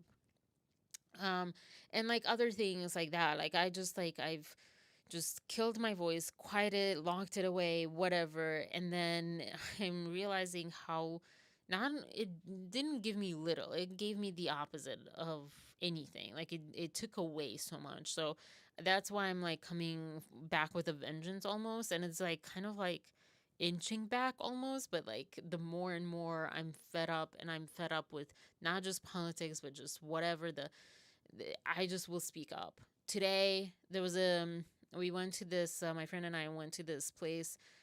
There was a 3% charge if you pay with a credit card. That charge has historically been paid by the, not company, the establishment, you know, wherever you're going, that restaurant, wherever you're paying with a credit card. And I'm like, I'm not paying you for that. So I didn't pay tip. And I know, and I was saying to my friend, like, I know that is not really nice. I know that it's not their fault. It's, you know, they're just the server. They are not the owners of this. I mean, sometimes there are, but this wasn't the place. Because that was the other thing. If this was a small mom and pop, like, restaurant or coffee shop or whatever, okay, I would be like, oh, all right, tough times, you know. But it wasn't. It's a chain. I'm like, no, absolutely not. Absolutely not. She gave them $1. I gave them 0. And I put an arrow like at the 3%, like, this is why you get no tip. Again, that is very petty. That is very mean. That is not what I want to, you know, live by and who I want to be. But right now, I'm going through, you know, a time where these moments will come out. I will be more nasty, or more like, you know, less worried about how things are coming across, or less worried about diplomacy, or, you know, whatever, because I'm just so fed up, and I've been like just swallowing so much. I've seen so much that I've not spoken up about, that I can't. It's just, it comes out, and I need to like do that, you know, beach ball theory that Army Hammer says, you know, if you suppress that ball underwater, like, it'll just like shoot up in the sky. I'm shooting up in the sky. I'm letting it shoot up in the sky, barely, you know, and it'll come down, and hopefully I won't do, you know, I'm trying not to do lasting damage or be like too nasty, and I'm checking myself often. But sometimes I'm like, I see you, Arena, you're not being your best self, but I'm gonna let you go with that one, because this is something that makes sense. I don't know. So yeah, so those things I would not recommend, not tipping because of that, but definitely like we need to do something. Just and if it's like a mom and pop small store, give them the 3% because it's a struggle. But yeah, I don't know. Anyway, so let's see this abysmal behavior. Off the MAGAs. Well, Mr. President, you said that if the Supreme Court said someone needed to be returned, that you would abide by that. You said that on Air Force One just a few days ago, and they said that it must be facilitated. Why don't you just say, isn't it wonderful that we're keeping criminals out of our country? Why can't you just say that? Why do you go over and over, and that's why nobody watches you anymore, you know? Look at that El Salvador president smile. Or is he a president or a dictator? Anyways, either way, who would say that? Not a president of democracy. That's not what that kind of president would say. These words are not that. Why can't you tell me that I did a good job? Well, because you didn't. Why can't you tell me that I'm doing a service to the American people? Because you're doing the opposite. Like, what is this? You have no credibility. Please go ahead. So the question is, Oh, ads. I hate you. I hate you. I hate you. I want to see like an all-around boycott. I know, again, like this will hurt us all more, but like I'm just so fed up with like being controlled. I think that's where it's coming from. Whether it was like thinking that it was my choice, someone mistakenly, or that knowing that it wasn't my choice, but kind of going along with it. I've just like been under that kind of controlled state in so many areas of my life for so long, in the past like few years especially, but not just. And that's where I'm like, I can't anymore. I just can't. And I want, I don't know if anyone else, we've talked about the dreams, if anyone else has had this dream, but this dream of me just like screaming like Storm in X-Men or something, although I don't think she screamed, maybe, I don't remember. And just like having everything like iced, or just like the decibel power or whatever, just pushing my enemy back or something. Like that's a dream that I want to have tonight, because it's kind of, it helps ease some of the tension that I feel during the daily life, where I just like, I feel like it's just like I want to scream to stop the madness, and stop just like, yeah, madness, craziness, falsity, yeah. Sorry. requested or demanded that you bring back Abrigo Garcia, who you wrongfully, illegally deported without due process, who's not who you're claiming him to be, who had legal status at the time that you deported him, that you would indeed bring him back. Trump said that repeatedly. It's on video. So now that the Supreme Court did indeed say you need to facilitate the return of Abrigo Garcia, and you're sitting next to Bukele, who could help to facilitate it as the president of El Salvador, because Garcia is in El Salvador now, at that prison camp, are you going to do it? And his response is, why can't you just say thank you? Why can't you tell me I'm great like the MAGA reporters? And a MAGA account was not happy with this exchange. Who thinks Kaitlan Collins, they said, should have his press pass, her press pass revoked after the stupid questions he asked today? Oh, so it's on purpose. Weird. Kind of a weird shot. Well, you know how in grade school the insult would be, well, you hit like a girl. I guess it's the opposite now. Yeah. We're being run by, I think the Romanian word is corigenți. Let me check that out.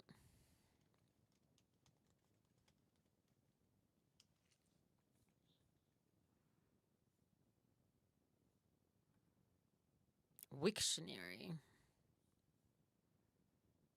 Well, Wiktionary actually doesn't give the actual meaning of it, but all right.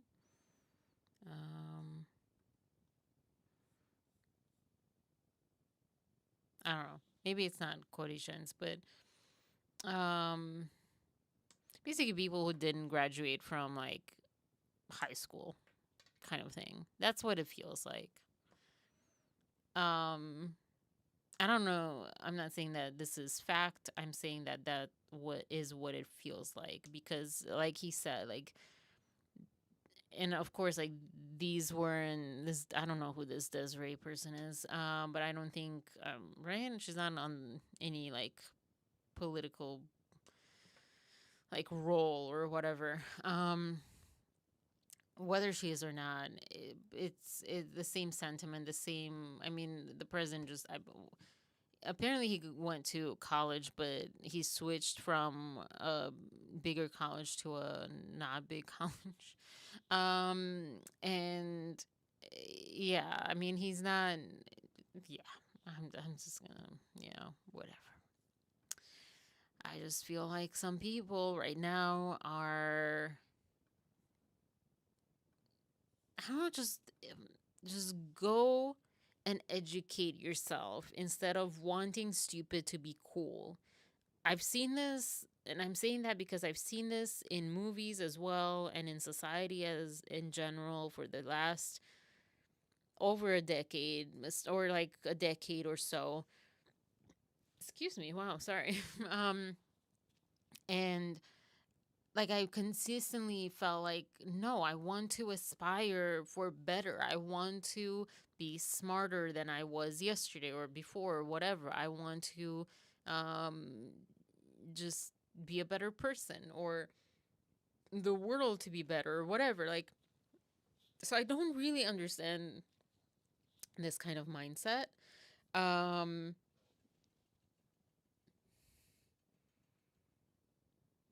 It just, yeah, it has consistently felt to me that, at least, and I thought it was a Midwest thing, but based on the voting that happened with this election and stuff, I feel like it's not just a Midwest thing. More so, but not only. But it's people wanting to be praised for things that they shouldn't be praised for. You don't want a doctor that didn't go to school to become a doctor, and you don't want a surgeon that's not trained and verified and like, extremely verified that they are able to perform the surgery.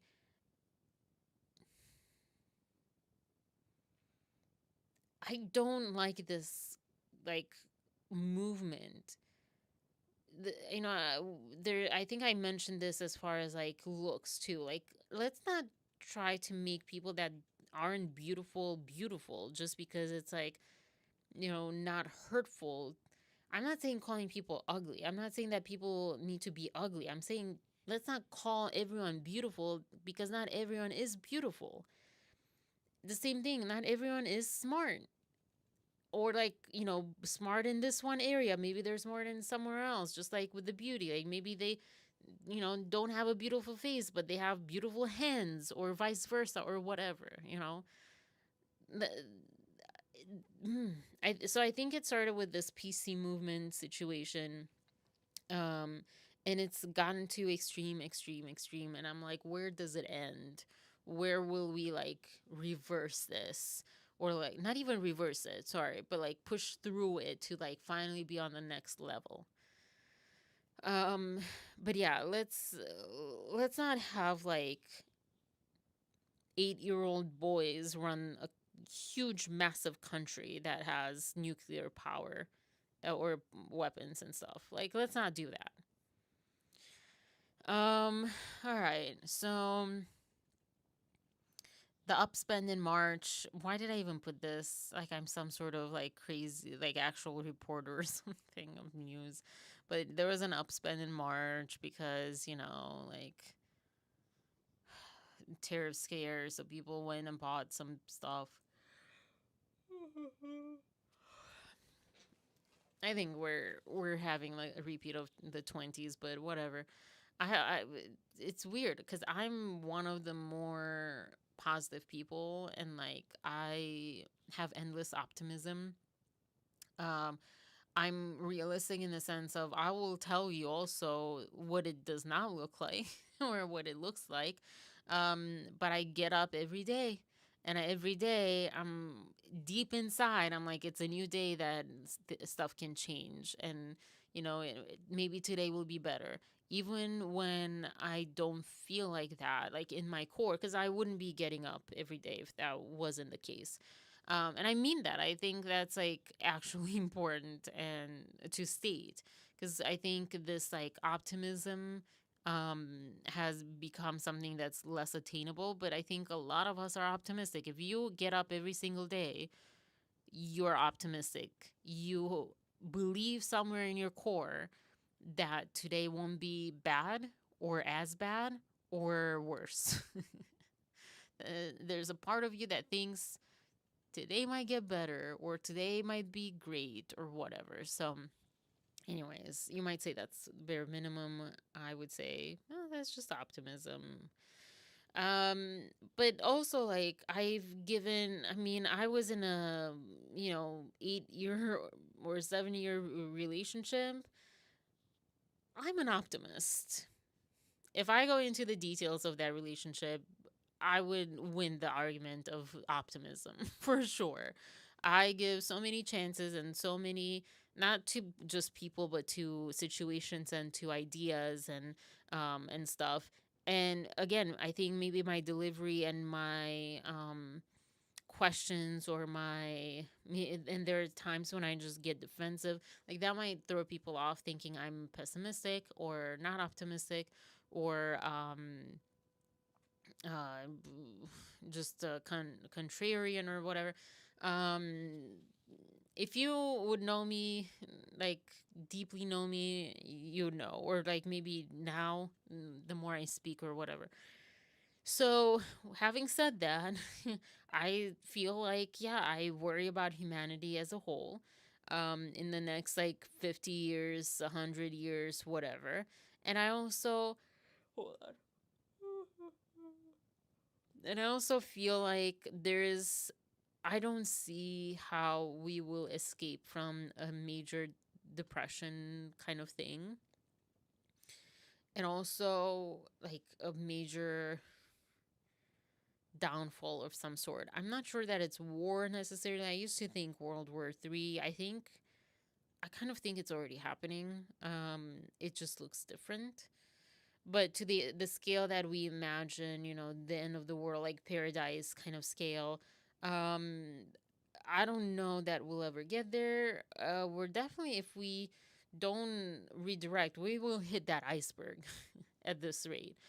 But I don't think about that being as realistic of an outcome as I used to. It's more just like we will be kind of where Romania was in the 80s, not being able to, like, standing in line, not being able to afford certain things. Everything's like rationed because there's just screwed up demand and supply issues and um,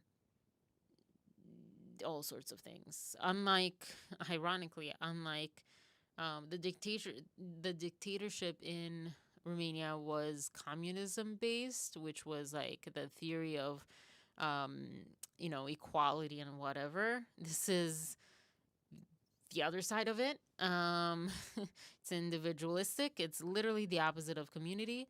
But yeah, it's kind of the same D word on both sides that we're heading towards, and it's just I will say that it gives me some hope because I see a lot of, not just the people protesting, but the politicians speaking up on both sides, things that are happening and moving and being reported on, that there is movement to resist this, to, keep our country safe, to keep our people safe, to keep humans safe, to keep laws safe, to keep, all that safe. there's movement. So I'm like, okay, there's hope. I'm not like freaking out and head cut off chicken mode yet. I'm here, so I'm not there. But yeah. You agree? Yeah. Well, and hopefully it won't get to that point, obviously. But yeah, it was that upspend in March. And I was like, but what about the rest of the year? There's the Nvidia chips and things. Something happened with it. I'm not gonna go into that because I wrote it and I didn't research it, and there's many more things to talk about. So moving on. One of the tariff situations and things. Governor Gavin Newsom. This is he.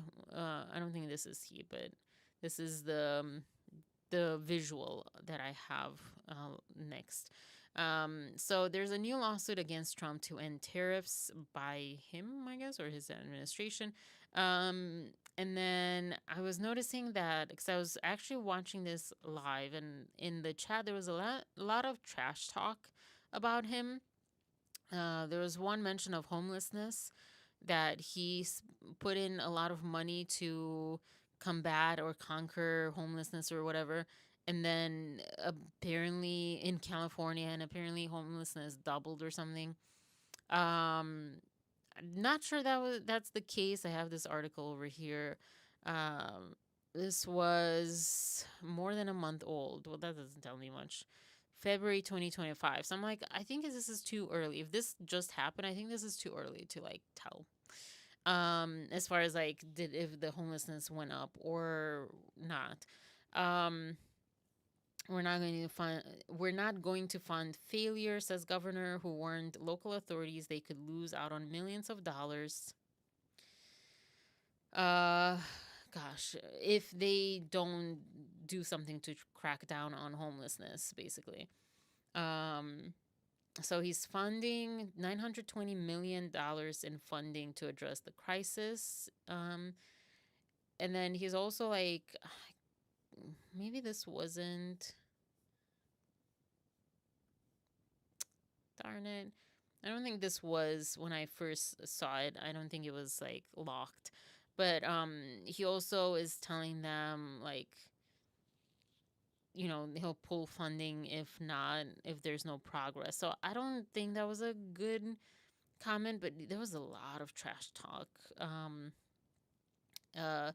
And he himself addresses this, and I wish I had the timestamp, but I was watching it live, so I don't think. But he addresses how he married the gays against rule of law. And then he said, well, the judge said there was no issue. And then when the judge said to stop, we stopped immediately. So there you go. And let's see if I find that. This is serious. And we need to take it seriously. And again, no state has more to lose.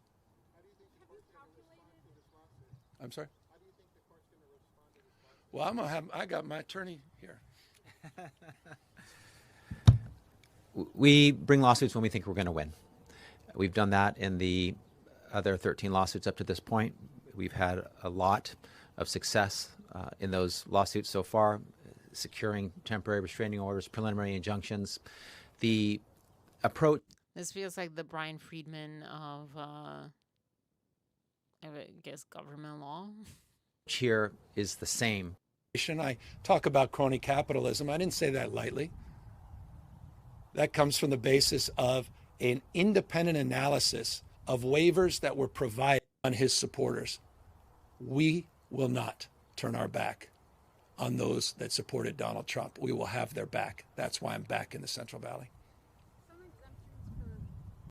To the federal government than we received. By the way, Texas received $71.1 billion more than they provided the federal government. So I'll just remind you that cause of this state and the fact that we're the tentpole of the American economy, the cause that I think unites us across. Sorry, again, not an A+ student over here. I didn't mark where the thing was. Yeah, it's This is the distraction of the day, the art of distraction. Don't get distracted by distractions, we say, and here we zig and zag. This is the debate they want. This is their 80-20 issue as they've described it. You know, those that believe in the rule of law defending it, but it's a tough case because people are really, are they defending MS-13? Are they defending, you know, someone who's out of sight, out of mind in El Salvador? I mean, we're perfect sheep. So I want to answer your question. I don't know I add much value answering it. I mean, are you kidding me? Come on. I remember I saw some pundit the other day. So I remember that Newsom guy when he did gay marriage in 2004. The hell is he talking about? He's kept marrying people, 4,036 couples from 46 states and 6 countries. What about the rule of law? Well, maybe they forgot. The judges said there was no irreparable harm. And when the judges, the California Supreme Court, said we should stop, we stopped immediately. It wasn't even in question. When a judge adjudicates, it's not a question. How in the hell are we even debating that? It's Orwellian that you're debating that. And it's exactly the debate they want, because they don't want this debate on the tariffs. They don't want to be accountable to the markets today. They don't want to answer for NVIDIA taking a $5.5 billion charge. They don't want to have a real conversation with Christine and what's going on in terms of the export uncertainty here in the Valley. They want to have this conversation. Don't get distracted by distractions. We're all perfect sheep. Thank you guys very much. Yeah. And I wanted that to be honestly my thumbnail because I thought that was so moving. But then I did the thumbnail, whatever I did. I don't even remember. I just did it a few hours ago. Because truer words have not been spoken. Well, there have been a lot of truer words or true words, but yes, we are perfect sheep. We are sheep. I mean, we're definitely sheep as far as like we are community animals. we are not. Hold on, I need to look this up. Hold on. You won't even you can't even anticipate what I'm about to say. I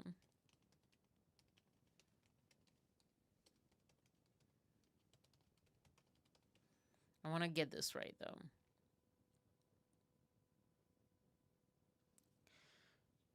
We're not alligators. It's not exactly the best analogy, but I remember this like alligators kind of leave their young while crocodiles stay with their young for a long time. And this is saying kind of like, yeah, they kind of both stay, but the crocodile's longer. Anyways, we're not independent creatures. We're not lone wolves. Wolves also, they're like pack animals. We're a pack animal. So that does make us perfect sheep because whether like we need to follow some sort of common choice and opinion. Like we're created for that. We are, just biologically, created like that. And so it matters a lot to learn critical thinking because that kind of goes against that.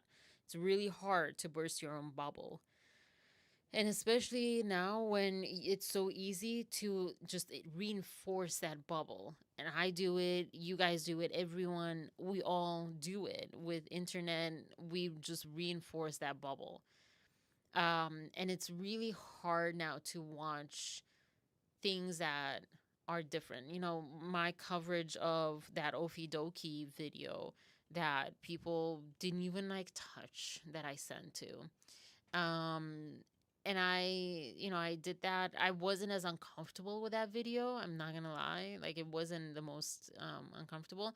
There were other ones that I didn't cover because I couldn't even watch. But I was like, whoa, I can't even watch these without getting super riled up. I was getting more riled up than I was just getting, not too long ago about the whole Trump thing. I could feel my heart beating faster and my breath like kind of losing my breath, and just fired up and just fired up, very uncomfortable feeling. And it's important, especially for critical thinking, to be able to be exposed to all the different viewpoints and so forth. But I think the other point too is that it's hard to find a place that presents viewpoints on all sides, period, but also especially that it presents it in such a neutral way that it doesn't ignite and incite a certain reaction in people reading it. It's not about emotion. I don't know if any of you guys looked up the history of marketing and where it comes from, but I think of that here too, because it is kind of just you're kind of creating this control over people based on the emotions you kind of are able to enact in them based on the words that you choose to use. I'm not talking about YouTubers and some maybe, but I'm like maybe Candace Owens. Like, she has a lot of experience and she has like such a big platform, like just like the creation of it and the production of it. But I'm especially talking about news, about written or visual news on TV, or like on the radio, audible. Anyways, and politicians and so forth. It's like it's how you're able to know for sure. Be very careful with the words that you use. It's about the marketing with companies and things. It's about marketing and the psychology of the words that you use, the colors that you use, everything. And we don't realize it every day. And I think that there's like this muscle that gets built up, or another one that gets atrophied, where we're increasingly less able to sit with opposing views of our own, to our own. But I think it's I want to say at this point, to me it makes more sense that it's just the way that news is delivered and the way that we talk about things that are different, or just everything's like has to be passionate. So yeah, I think we are all perfect sheep, and we do need to be careful to get distracted by distractions. Some say that all of this is kind of distractions. Yeah. That's kind of what I wanted to focus on for that one. It wasn't so much about him and what he was saying, because also because I'm not trying to be a super like political or news commentary over here, or commentary. That was like Katy Perry STEM. I want to learn about STEM. It sounded like she doesn't understand the word. But anyways, and we'll get to that. Almost next. The Mark Zuckerberg. I put Andy Zuckerberg. I'm not lying. That's what I wrote initially. And then I started going into some video or article or something. And then it was Mark. I'm like, oh, whoops, wrong name. But yeah, this Meta Facebook whole trial and whistleblowing and things is kind of crazy. There's the FTC antitrust trial. I guess this is like that the umbrella of the trial. More on Monday, hopefully, or maybe just sometime next week. But this is my understanding at this moment. So there's this trial against Meta. FTC says creating monopoly by purchasing Instagram. That Meta created, or Facebook created, a monopoly by purchasing Instagram. They didn't mention WhatsApp, but I guess that too. And Zuckerberg says that it was necessary to compete, and I'm like, with the emoji like this. And then FTC says, well, it's easier to buy out rivals rather than compete with them. End quote, isn't it? And this is where I was like, what? Whoa, my hair is like so weird. I look like so old. Talk about 60s and 70s. One of the shows that I started watching is like, I think in the 60s or something. It's on Apple TV. Like Happy Tomorrow or something. I don't know. Anyways. Yeah. Apple's iMessage is a competitor, Zuckerberg said. And at first I was like, what? And then I remembered about WhatsApp, that they bought WhatsApp. And I was like, but how is that a competitor? This is where like you're crossing the line with the definition of competitor. To me, that's more crossing into monopoly area than buying Instagram. Because Instagram is also a social media platform. Yeah, it's like going into that monopoly, but starting to purchase like just text message platforms, that is a monopoly. That is like trying to prevent people from communicating outside of your own platform. Excuse me. I don't even know how they make money off of WhatsApp because it doesn't have ads and you don't pay for it. So confused about that. But yeah, I don't know. They own it, I guess, maybe through selling information off of there. So the oops, not add note, just complete. The testimony. Is it here? Where is it? No. Which one is it?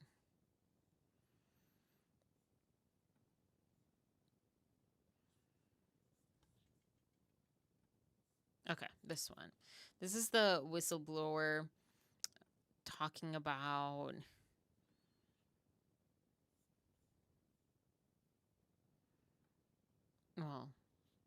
some interesting Chinese alleged facts. Thanks very much, Mr. Chairman. Security services are allowed access to any data hosted within the country. Did any of Facebook's security team or its engineers raise concerns to management about Americans' private information being exposed to Chinese spying?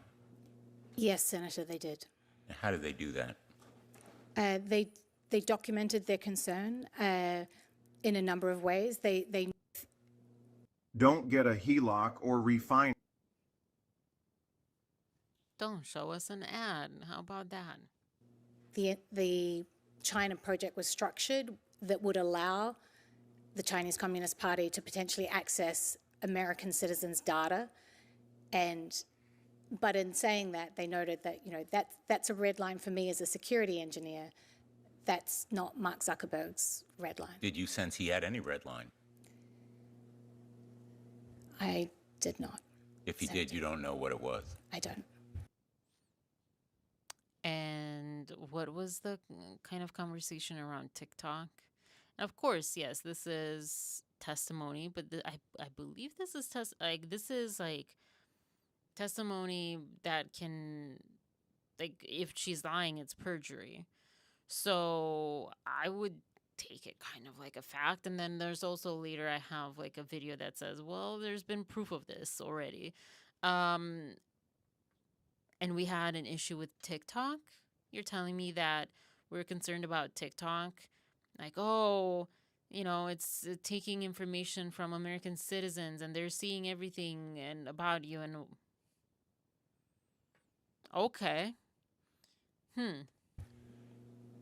If you have more information related to these spying risks, would you be willing to share it with the committee? I would, Senator. And Mark Zuckerberg was knowledgeable about the planning, and do you know whether he was knowledgeable about the risks as well? My understanding is that the risk is the hardest part of the plan, so it's unthinkable that he was not aware of the risk. Nothing happened here without his approval and knowledge? This was a project unlike any other project I worked on during my time at Meta, in that it was so centrally led by Mark Zuckerberg, and he was so personally invested in this project. He learnt Mandarin. He traveled to China more than any other country. He had weekly Mandarin sessions with employees. It's hard to overstate how different this project was to any other project I experienced in my many years at the company. And I remember like how cool it was shown that, you know, Mark Zuckerberg was speaking Chinese in China. And I remember like the sentiment being around like that being because of his wife. There's some like this sounds a lot more sinister than that so far, and a little later. Where was I? Oh yeah, the virility counters are coming up. So the virility counters were installed and activated not just in China, but Hong Kong and Taiwan, which China keeps saying that it's theirs anyways. They're both theirs anyways. But they're not technically legal or at that time jurisdiction of China. And then Meta and him did basically what the Chinese wanted. Like, he chose them over like American thinking, I guess, and safety measures or so, morality, laws. And then since Facebook has been blocked since 2019 or something, what was I saying here? Oh, so this like censorship and surveillance algorithm or so was built and turned on, that was developed for the Chinese government, with the government being able to test and give feedback. So this was the first time, honestly. This came before what I just showed in the other, the Governor Newsom story, the Orwellian keyword being mentioned. So But let me there see here. would be no credibility to his denying that he knew. The subcommittee, Facebook appears to have been willing to provide the data of users in Hong Kong to the Chinese government at a time when pro-democracy protesters were opposing Beijing's crackdown. Is that impression correct? And how did Facebook treat Taiwan or Hong Kong? So that impression is correct. One of the more surprising things is that as part of the censorship tool that was developed, there were virality counters. So anytime a piece of content got over 10,000 views, that would automatically trigger it being reviewed by what they called the chief editor. What was particularly surprising is that the virality counters were not just installed, but activated in Hong Kong and also in Taiwan. Which is like really screwed up. That's really screwed up because Taiwan, as far as I know, has not yet been, it is still independent. And so this was like Mark Zuckerberg, you know, because any owner, at the end of the day, any owner of a company is the ultimate accountability person. But yeah, like it was ultimately on him. His choice to isn't that like international law kind of that he crossed there? Don't know. I'm not a lawyer, so I don't know. But that's like my maybe really stupid assumption. This is how to get in shape fast. If you want to drop this, start eating more of these. All right, blah, blah, blah, blah, blah. Let me ask you, I raised in my remark, Facebook would comply with Chinese censorship and surveillance demand. He even asked if Facebook had built censorship tools to enter the Chinese market, and Zuckerberg responded, I'm quoting, "Because Facebook has been blocked in China since 2009, we are not in a position to know exactly how the government would seek to apply its laws and regulations on content were we permitted to offer our service to Chinese users." Ms. Williams, was that accurate? That is not accurate. You know, hundreds of decisions had been made, and by 2018, they'd been in dialogue directly with the Chinese Communist Party for 4 years. The fact is, by 2018, Facebook built, it even turned on censorship and surveillance tools that it developed for Chinese security. It needs to change, or we need this, or we need confidence that you can capture images and filter images we don't want seen. You know, we talk a lot about 1984. Facebook developed a virility counter tool that directed any posts of over 10,000 views to be reviewed by an Orwellian-named, quote-unquote, chief editor. Is that correct? That's correct. And was the chief editor's geographic reach limited to mainland China, or did they plan Power. The chief editor would be able to turn off the entire service in specific regions, for example, Xinjiang, or would also be able to turn off or manage the service on significant anniversaries like the anniversary of Tiananmen Square. So the chief editor. And this is where we are, I feel, heading and also dipping our toes in the US. Some would say that this has been happening. People in Europe kind of have that opinion of America, that we're kind of have been brainwashed for a long time and controlled for a long time. And I'm not talking about conspiracy theorists in Europe, but just people that see from the outside. I would say that until now, it's not really been that much. I feel like there's like human level of censoring certain stories, or like the way that you present certain stories, not so much censoring, but the way that you present certain stories.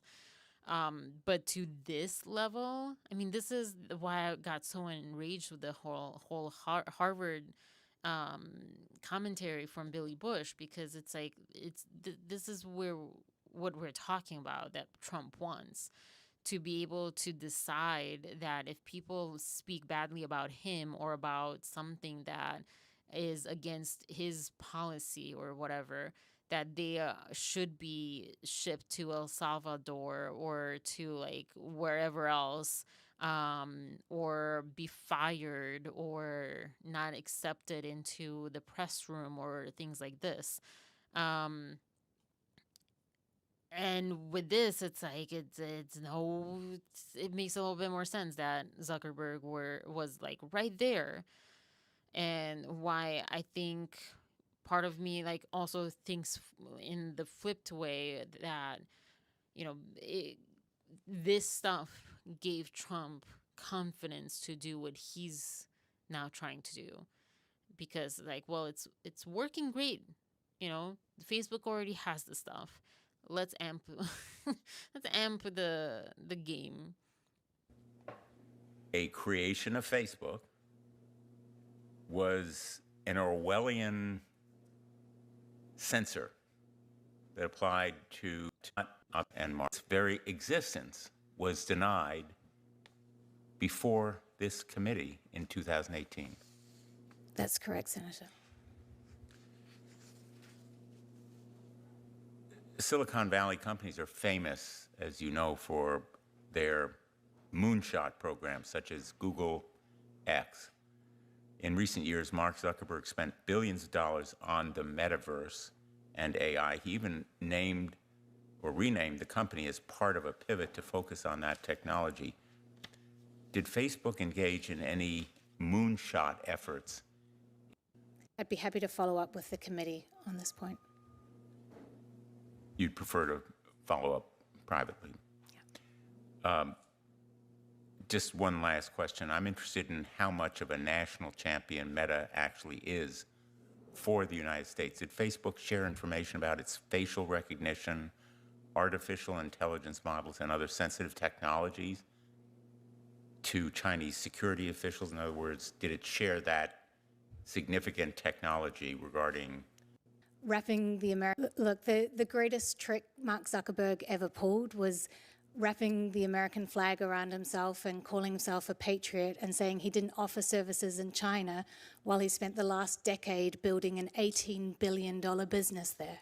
Shots and he wrapped fired. the flag around himself even as he disclosed sensitive technologies that enabled the Chinese to gain the upper hand on surveilling its citizens, but also the upper hand in engaging with us. And he continues to wrap the flag around himself as we move into the next era of artificial intelligence. Thank you, Mr. Chairman. I didn't know about this story. And this, I feel like, is pretty huge. I didn't know about all of this. I believe that this has been happening. But I think the whistleblower headline started coming up in the last couple of weeks or this week. I don't think this, I think it's older. But whoo! What? And again, we're concerned about TikTok, which, I mean, to be fair, The Daily Show itself said that's a BS kind of move, you know, or was it just John Oliver? I forget. That, you know, there is no more threat from TikTok, you know, taking user information and so forth that it can use against the American people by the Chinese government than any other social media platform or something like that. But whoa. Also, I also kind of almost want to say, like, but who's on Facebook anymore? How much data do they actually have nowadays? But a lot of people are very much on Instagram, YouTube. I mean, there's a lot of people on YouTube, on Spotify, on Apple, you know, with podcasting, with video vlogging and all this stuff. So I think that's like a lot. But yeah, I don't know. I haven't been on Facebook in quite a few years. It's still very much a kind of a trauma wrapped thing for me.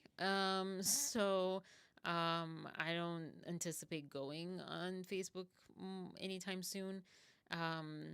But yeah, I also want to show this one other. I'm not playing much of this.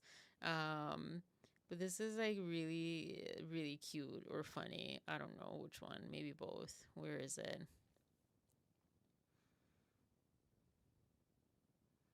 Oh, shoot. Where is it? Oh, I think it was in the same spot in the next video. Name, phone number, and address off the internet, but want to handle the removals yourself. Just give it to me so I can do it. I just again appreciate that you have come forward.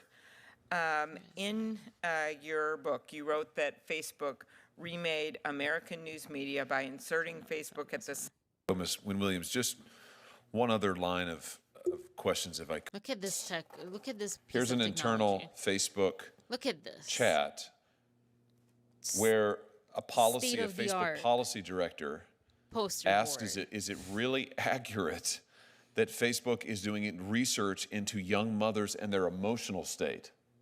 Is it your understanding that there's other research related to young mothers? Answer, yes. I looked at one list of research topics and saw one about young mothers and their emotional state. Yeah, she is. Coming down, the person says, I'm wondering about asking my apparently morally bankrupt colleagues if they are aware of any more. This is about Facebook's program to target ads to people when they are in emotional distress. Is that right? Is that what we're seeing here? Oh, that's correct, Senator. And that included teenage girls, as you were discussing with Senator Blackburn, those who had maybe recently deleted a selfie, maybe not feeling very good about themselves, and Facebook said, oh, fantastic opportunity. We could sell this to advertisers. It apparently also included young mothers who are in moments of distress. I mean, who knows?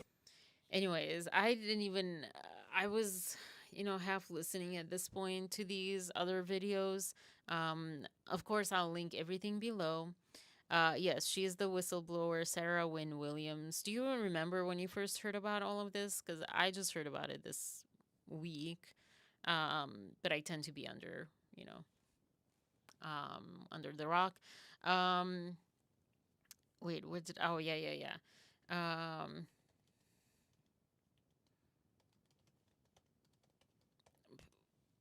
This makes me inspired to talk about marketing, because I'm at this point again with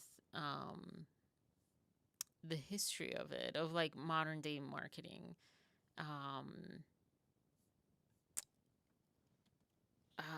I'm not surprised. This is very much in line. And talk about, Semitism and anti-Semitism and stuff like that.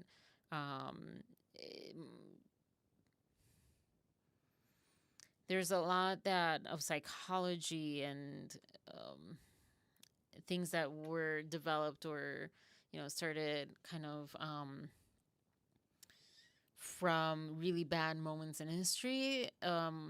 I will try to find for Monday. I need, a notepad and pen, because some of these things, I don't have any notebooks right here. I don't have any pen or paper. Because I don't want to miss this one. I'm going to try to find the documentary that talks about this history of marketing that I keep mentioning. And maybe at this point I'll just share it.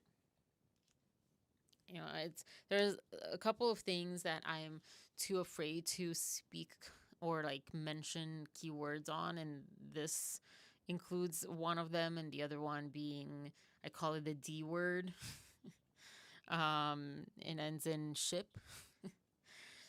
So yeah. I don't have a Facebook. Me too. Yeah, okay. So maybe it was this week. Yeah, I don't have a Facebook either. But I'm not surprised. I mean, this is exactly, if I always thought marketing perfect. I love psychology. I love art. Marry the two, you get marketing. And this is also why I'm a terrible marketing person, and why I don't even want to hear about marketing jobs. They still kind of fascinate me a little bit, because there's some that I think more in terms of, just the creative part of it, the artistic part of it, or I love planning and scheduling and just logistic planning kind of thing. So I like that. But as far as marketing, it basically, it preys on people. It preys on people when they're most suggestive. There's also, this is from the psychology standpoint, from my the training that I got as far as the coaching training. There is more susceptibility. And I remember talking or hearing something about this, when you're watching TV and you have ads late at night, there might be something to it where your brain waves change when you are when you're waking up, and right when you're going to sleep, not going to bed, but you're just right before falling asleep. Your brain waves are the most susceptible. I've talked about this a little bit as far as the movies you watch, the things you listen to when you go to bed. They influence you. They get into your mind differently. That's your most susceptible state. The other part is also when you're kind of glossy-eyed, when you're looking but not really looking. It's kind of, you make it blurry. I don't know how the technical terms of it, but that is also in turning the mind, I think, the brain waves on to, I think it was the alpha waves or Z waves. I forget. I need to, again, I'm a little rusty. I need to go back and you know, refresh my memory on the details. But so like with ads, when you're watching ads and you're like watching them late at night, you tend to get more sleepy probably and get that kind of blurry eyed, and you're going into that deep state of relaxation. The brain waves change to that more susceptible state, and you know, you get the ads, and maybe not today, but a few weeks later or something, you're going to be like inclined to buy whatever. So like all of this is like very known, but to see it in such a, sorry, I just blew straight into the microphone. I didn't mean to see it just kind of so plainly stated and submitted. But I played this clip because of the poster board. I thought this was like, why do we have a poster board?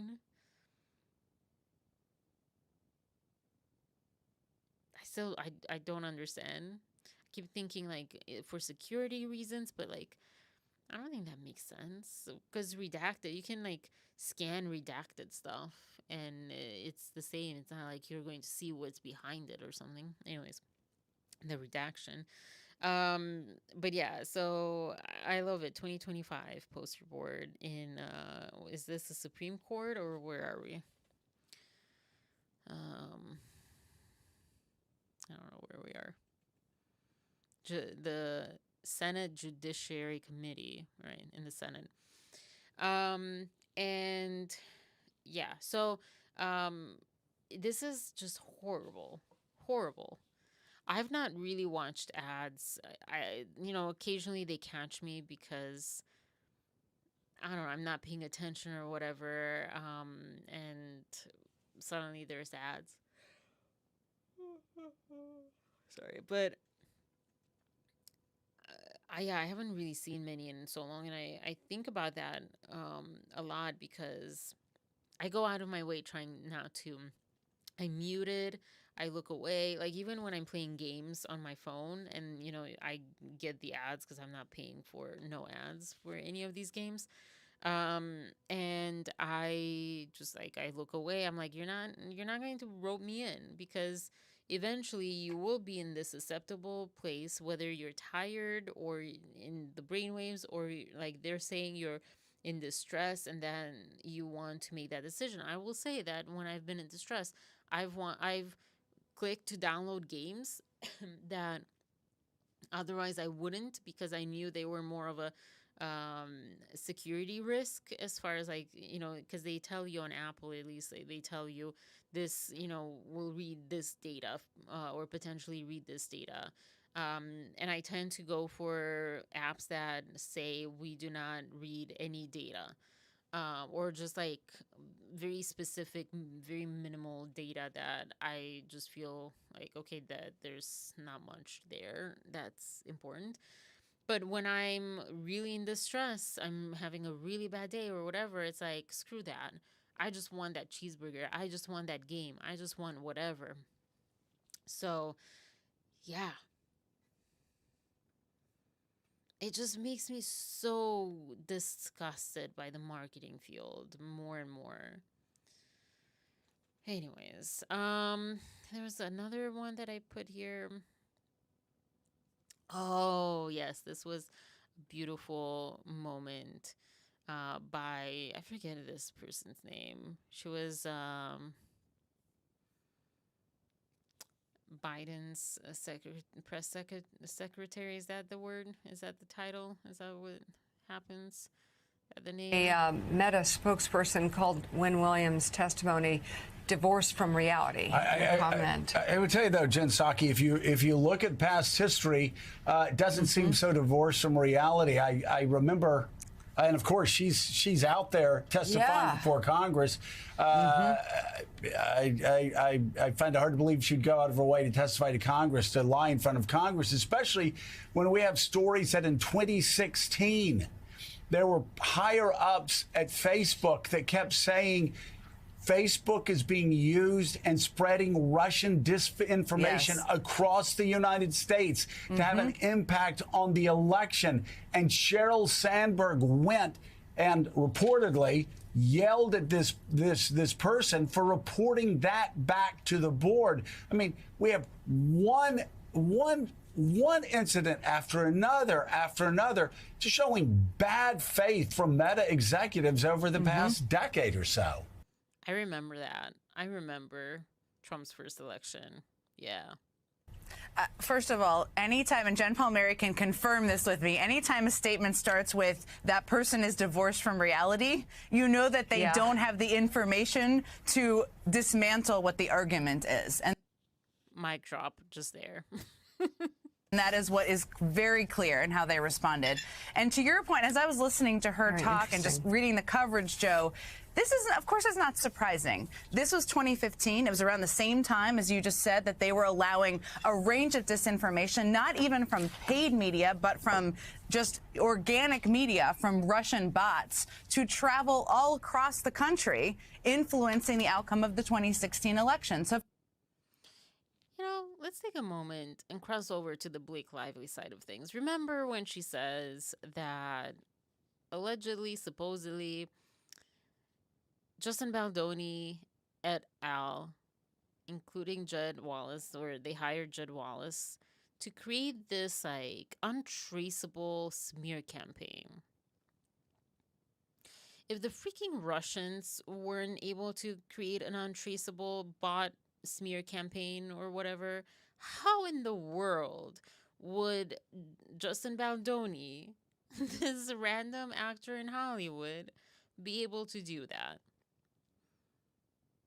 Because I remember, like, around that time, it was pretty fast. It was pretty it was uncovered pretty fast. It wasn't like, you know, now we're talking years later. It was that year. It was that, I think, month, or like those few months, you know, around the election.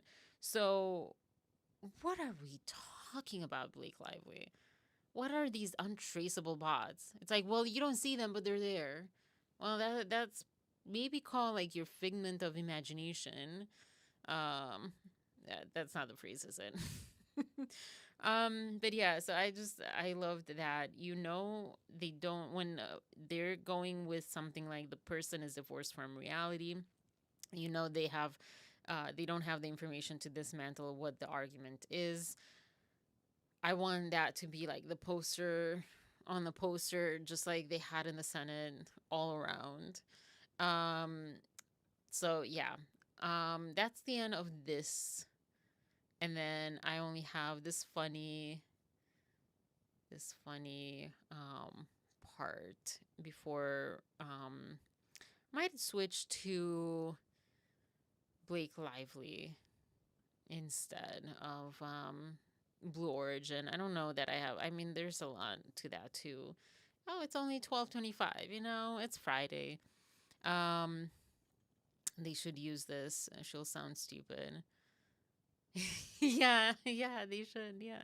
Someone tell them. Yeah, someone tell them. Spread the word. Yes. Yeah, they should use that clip. Or like the reference, you know, well, you know, just like this person said. Let those American peasants for the 5,000-year-old civilization of the Chinese nation.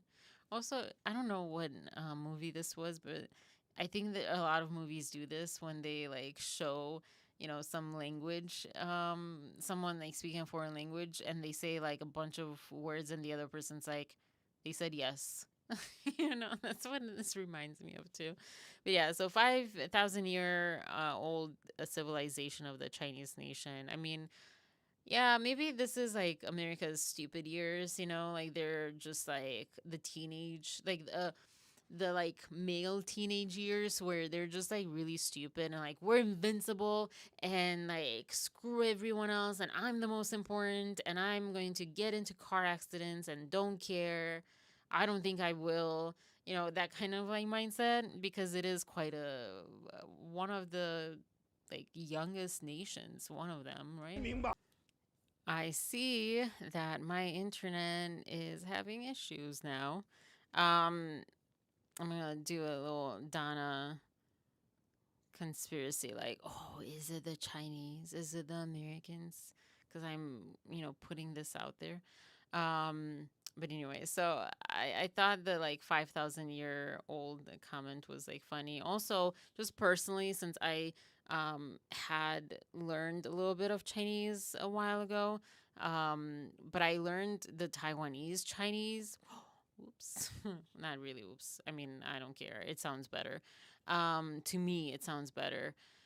So I think that's why like it sounds different when he's speaking. I don't know. Something sounds different.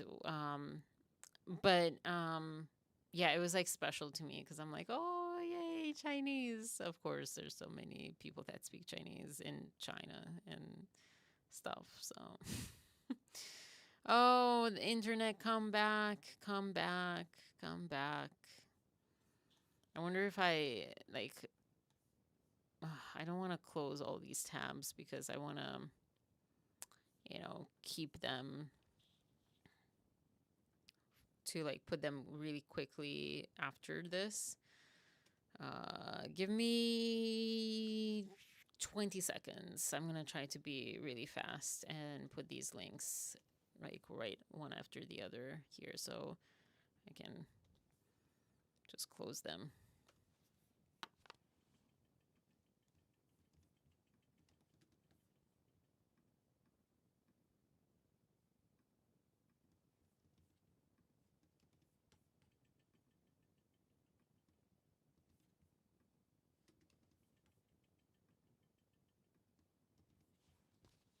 I don't know if it's been 20 seconds. It might have been less. It might have been 20 seconds. I'm not done yet, but I thought, okay, this is a little too much silence. This is a little too weird. All right. So next is any choices, any opinions, as far as like Blue Origin stuff or Blake Lively stuff. At least next. I don't know if I'll be able to cover both tonight. Just trying to right now. Let me know in the chat if you have a preference. And I am almost there, almost done with this. Maybe this will help the internet. So far, so good, it seems. This is a theory my stepfather has about internet. How, like, if I have too many tabs open, like, it might, be more of a hardship for the internet. I don't know, Maria. Well, I'll give you this for now. Wendys. I've loved Wendys' snarky comments for a while. And I was trying to find, the current comments, and I saw, do you pronounce it caramel or do you pronounce it wrong? And I'm like, yep. But yeah, flavor of the year. Oh my gosh, this is like Pantone. Oh, mocha mousse. Huh, interesting, Pantone. Interesting. So we go for poop this year. For like diarrhea poop, basically. That's a color of the year. I mean, seriously. I know like they're doing all these swirls, but just get to the color. Like that's the color. Anyways, so Wendys, and Katy Perry. I'll do that.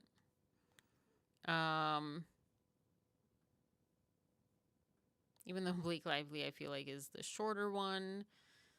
But I just feel like I'm just going in, I don't know, going in, not circles. Oh my gosh, going in, what am I saying? Order, going in order. And I'm having internet issues again. Come back, internet, come back. Oh gosh. I'll start recording. Too late. I forget because I'm like, oh, it's not gonna happen. It's kind of like you feel better, so you stop taking the antacids or whatever medicine, and then it comes back because you weren't ready for that. All right, so This was, I guess, Katy Perry's, or a source. Wendy's didn't make a joke; they made a choice. Their recent, I think Katy Perry kind of wrote this because she speaks like that. I was telling my family too, like she has to be on something. And I don't say that. I'm not the person that says that. I don't put people down as far as like drugs or whatever. Like, people are hurting and they're doing their best. And I don't think that's like a way to insult someone. I don't think she's hurt. I don't know. I just am so perplexed at how she's not making too much sense. But yeah, anyways, Wendy's didn't make a joke, they made a choice. The recent posts on X aimed at Katy Perry were not only disrespectful, but blatantly inappropriate. This wasn't harmless banter. This was a billion-dollar brand using its platform to publicly demean a woman. Well, I mean, they're not too wrong. When billion-dollar brands join in, it's irresponsible. And then Wendy said, "We always bring a little spice to our socials, but Wendy's has a ton of respect for Katy Perry and her out of this world talent." I think that was a jab too. But yeah. And then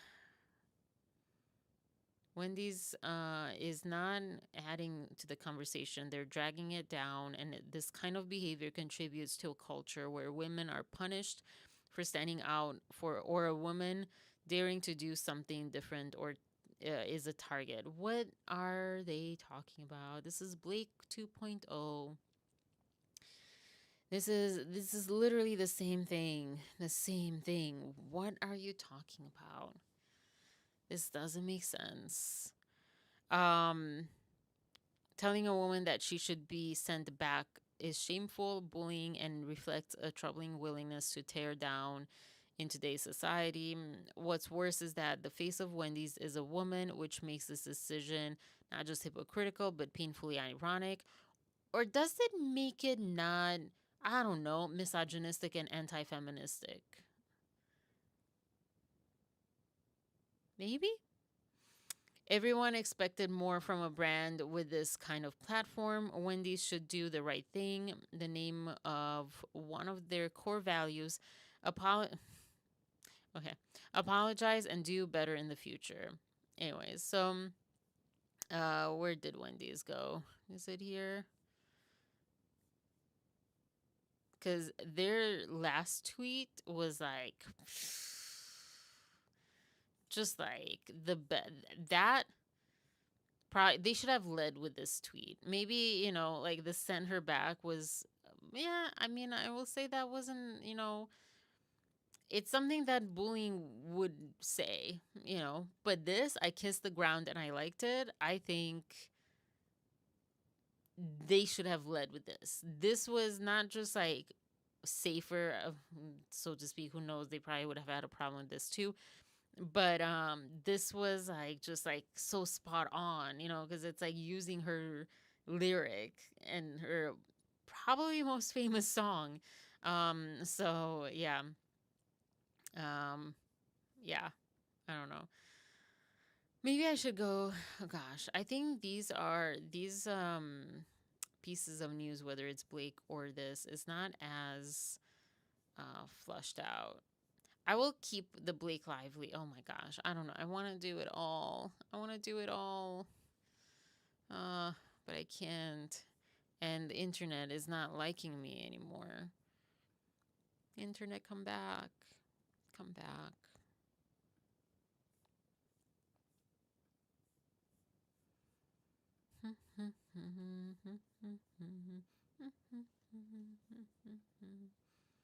I don't think they should make a big deal. People are so sensitive. I don't consider this bullying.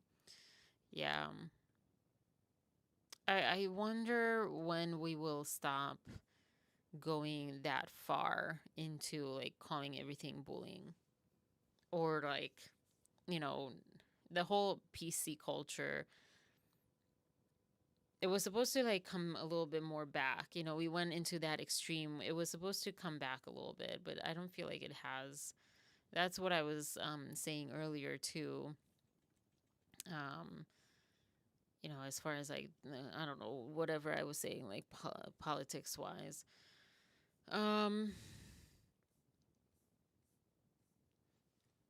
Now this is Martha Stewart, which is, it sucks because internet, be stable. I haven't seen this, but in case you spaced out, in 2007, Martha has always been ahead of her time. I boarded a Boeing 727 aircraft called G-Force One and experienced what astronauts feel when they reach zero gravity.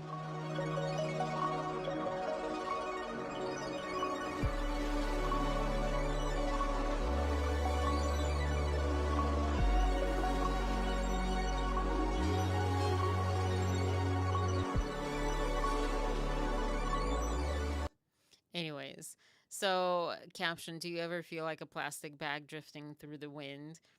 That's a smart one, Martha. That's a smart one, Martha and team. So Martha Stewart is kind of poking fun in all of this too. Is it the same thing? I think there's a strong consensus, and this should be kind of addressed. This flight did not make these women astronauts. But maybe digressing. However, at the same time, I think I actually asked, I think Google, I asked, or ChatGPT, did they actually go into space? And I will say that ChatGPT lately is giving some BS answers, because it gave me something, and I'm like, I think this is the third or fourth time when it's giving me something that sounds very much like biased. So, you know, but yeah, they said that yes, they did cross over the whatever, I don't even remember right now, but the point past the Earth's atmosphere that was established makes you in space technically. But yeah, it does not make them astronauts because they're not navigating anything. They're not doing anything technical. They're not. They are literally along for a joyride. But anyways, so Martha, goddess of dinner parties and memes, was one of the replies. The drag we needed. Would you call this a drag though by Martha Stewart? Would you call this kind of like joining in on like, you know, quote unquote attack of Katy Perry for all of this? It's interesting because she is kind of getting most of the flack. I mean, her and Gail and whatever her name is that married Jeff Bezos. And I don't say that like, you know, meanly. I don't remember. Lauren Sanchez, there you go. Oh, it's right here too. So they're kind of getting the most flack or whatever for this, or the most hatred for this. But I think Katy Perry is getting the most. But I will also say that she did not help herself. Gail is, you know, just saying her piece. She's maybe like just kind of in awe and just, you know, trying her best. And she's not saying the best stuff necessarily, but I don't think she's like really like detached from reality. Lauren Sanchez I have not seen her speak about it at all. She's probably like, I got what I needed. Bye. But Katy Perry, like everything that she says is just really dumb. She might be worse than Blake Lively in a way. Who knows what she did? But anyways, I didn't know that the bioastronautics research scientist Amanda Gwen, NASA rocket scientist Aisha Bowe, and then filmmaker. So those people might almost be astronauts, but I don't know that. And also, such a waste of money, but it's their money to burn. The way they showed them seemed like they were much further away. From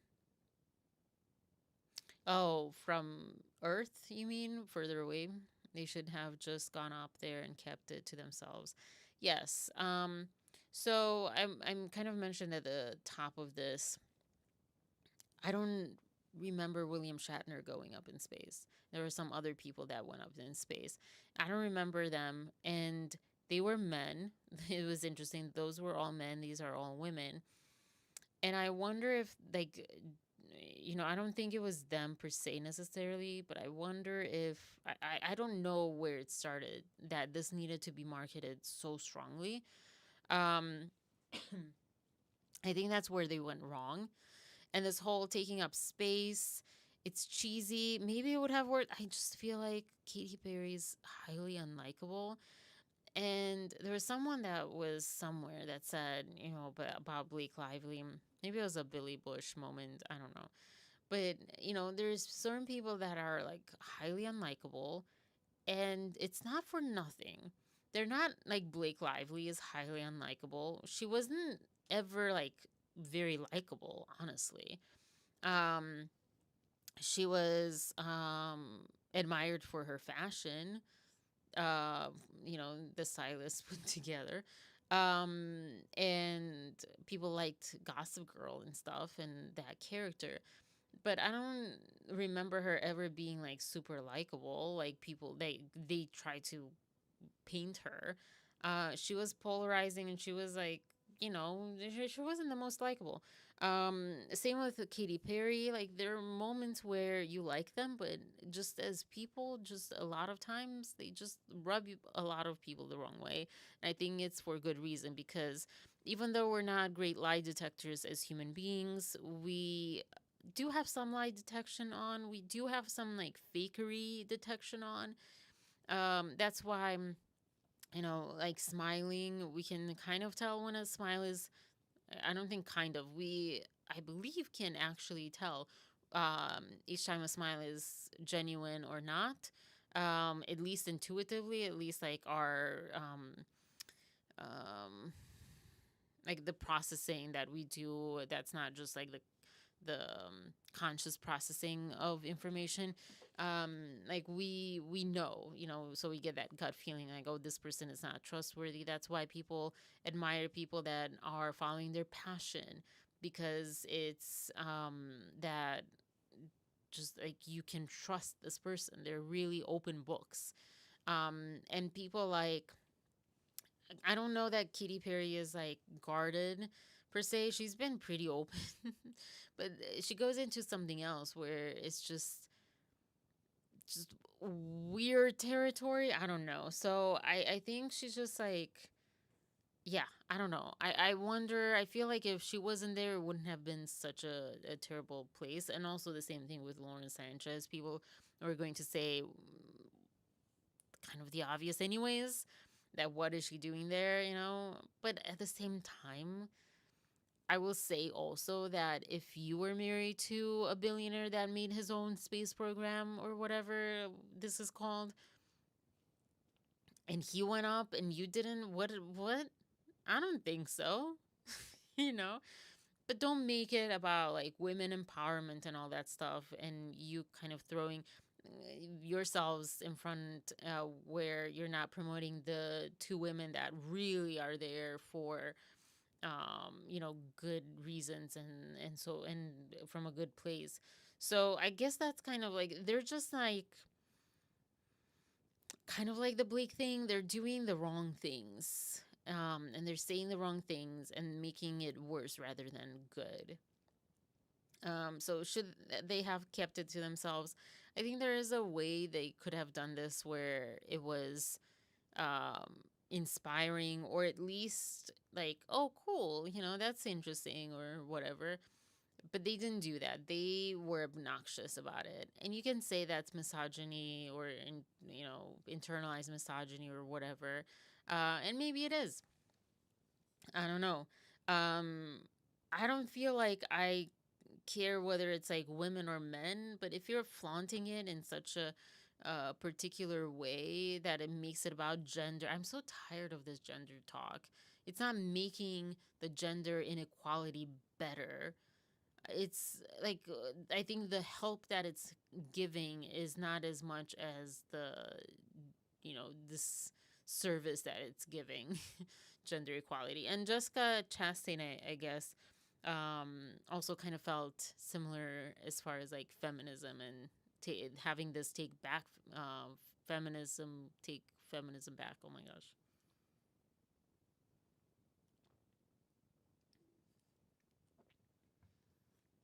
Yeah. Yeah. Gender, race. There's something about pointing to injustice and working towards fixing injustice, or bridging the gap and lessening injustice. And then there's just like using certain ideas for yourself, or just for yourself. Stupid keyboard. You and your keyboard, Maria. It's okay. So I think I copied this already. It's not helping the internet. So this I was watching, and that's where I got, a lot of these stuff. There's also this person talking about are they an astronaut? And just like with your keyboard, for me, it's this stupid internet. It's not working. They said, oh, we took a ride. But you did just take a ride. You are not an astronaut. You were not pushing buttons and doing the science and the math. You sat there and took a ride. No one is taking anything away from the actual astronauts. Two of the astronauts, I still have a hard time calling myself an astronaut, but because you're not an astronaut. And then my question is, have you all been to space? Have you been to space? Go to space or go to Blue Origin and see what they do and how they do. And I'm sorry, we're too poor to go to space. Frankly, I'm too poor to fly to St. Louis. I don't think anybody has a problem with actual astronauts doing actual space work. We have a problem with elitist windbags going on a joyride and telling us that we shouldn't be mad about it. Yeah. Oh my gosh, these ads. What are you doing? And that's kind of the thing. And I would say not even astronauts, like, do your thing. You're super rich, you can afford this. Go do it. Go do your thing. Just do it like in a way that is helping the conversation rather than stunting it or not adding to it. Yeah, and it's okay with the keyboard. Yeah. Where was it? I know I've had that happen with the like YouTube chat keyboard, Maria, the same thing. Okay, so kind of did that. Not going to like, oh gosh, I don't feel like going into this. I'll keep this for like Monday or something. I do want to just cover that. I do want to go into the Blake Lively stuff. I just hate this internet. I hate this internet. I hate this internet.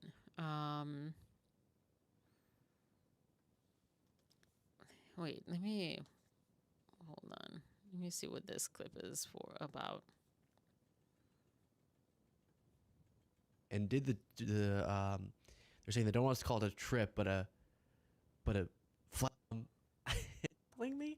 So I guess she's saying a takeaway from their journey. I hope they can see the unity that we modeled and replicate that and understand that we weren't just taking up space, we were making space. Yeah, I laughed the same way as this guy, who I since subscribed to because he had some pretty cool videos that I watched lately. But I don't know, maybe I will change my mind. Maybe it'll be like just kidding. But what? I will say that I didn't know that this taking up space thing, I thought it was more of a me problem. And when I heard this, for some reason, it just clicked. In 2017, I remember having this like take up space mind tent bracelet, if you've heard of those. And that was like important, and I thought it was just me. I didn't think it was a woman's issue, but I can totally see how that is a woman issue. Making space for what, though? She is clueless. She's, this is why I'm saying she might be worse as far as like speech, word salad. She might be worse than Blake. Doesn't really make sense most of the time. She doesn't make sense. She's just like on this like hippie speech. I don't know. I wasn't in the 60s. I haven't really watched the 60s, so I don't know, but I wonder if hippies made more sense, but also weren't hippies on drugs too?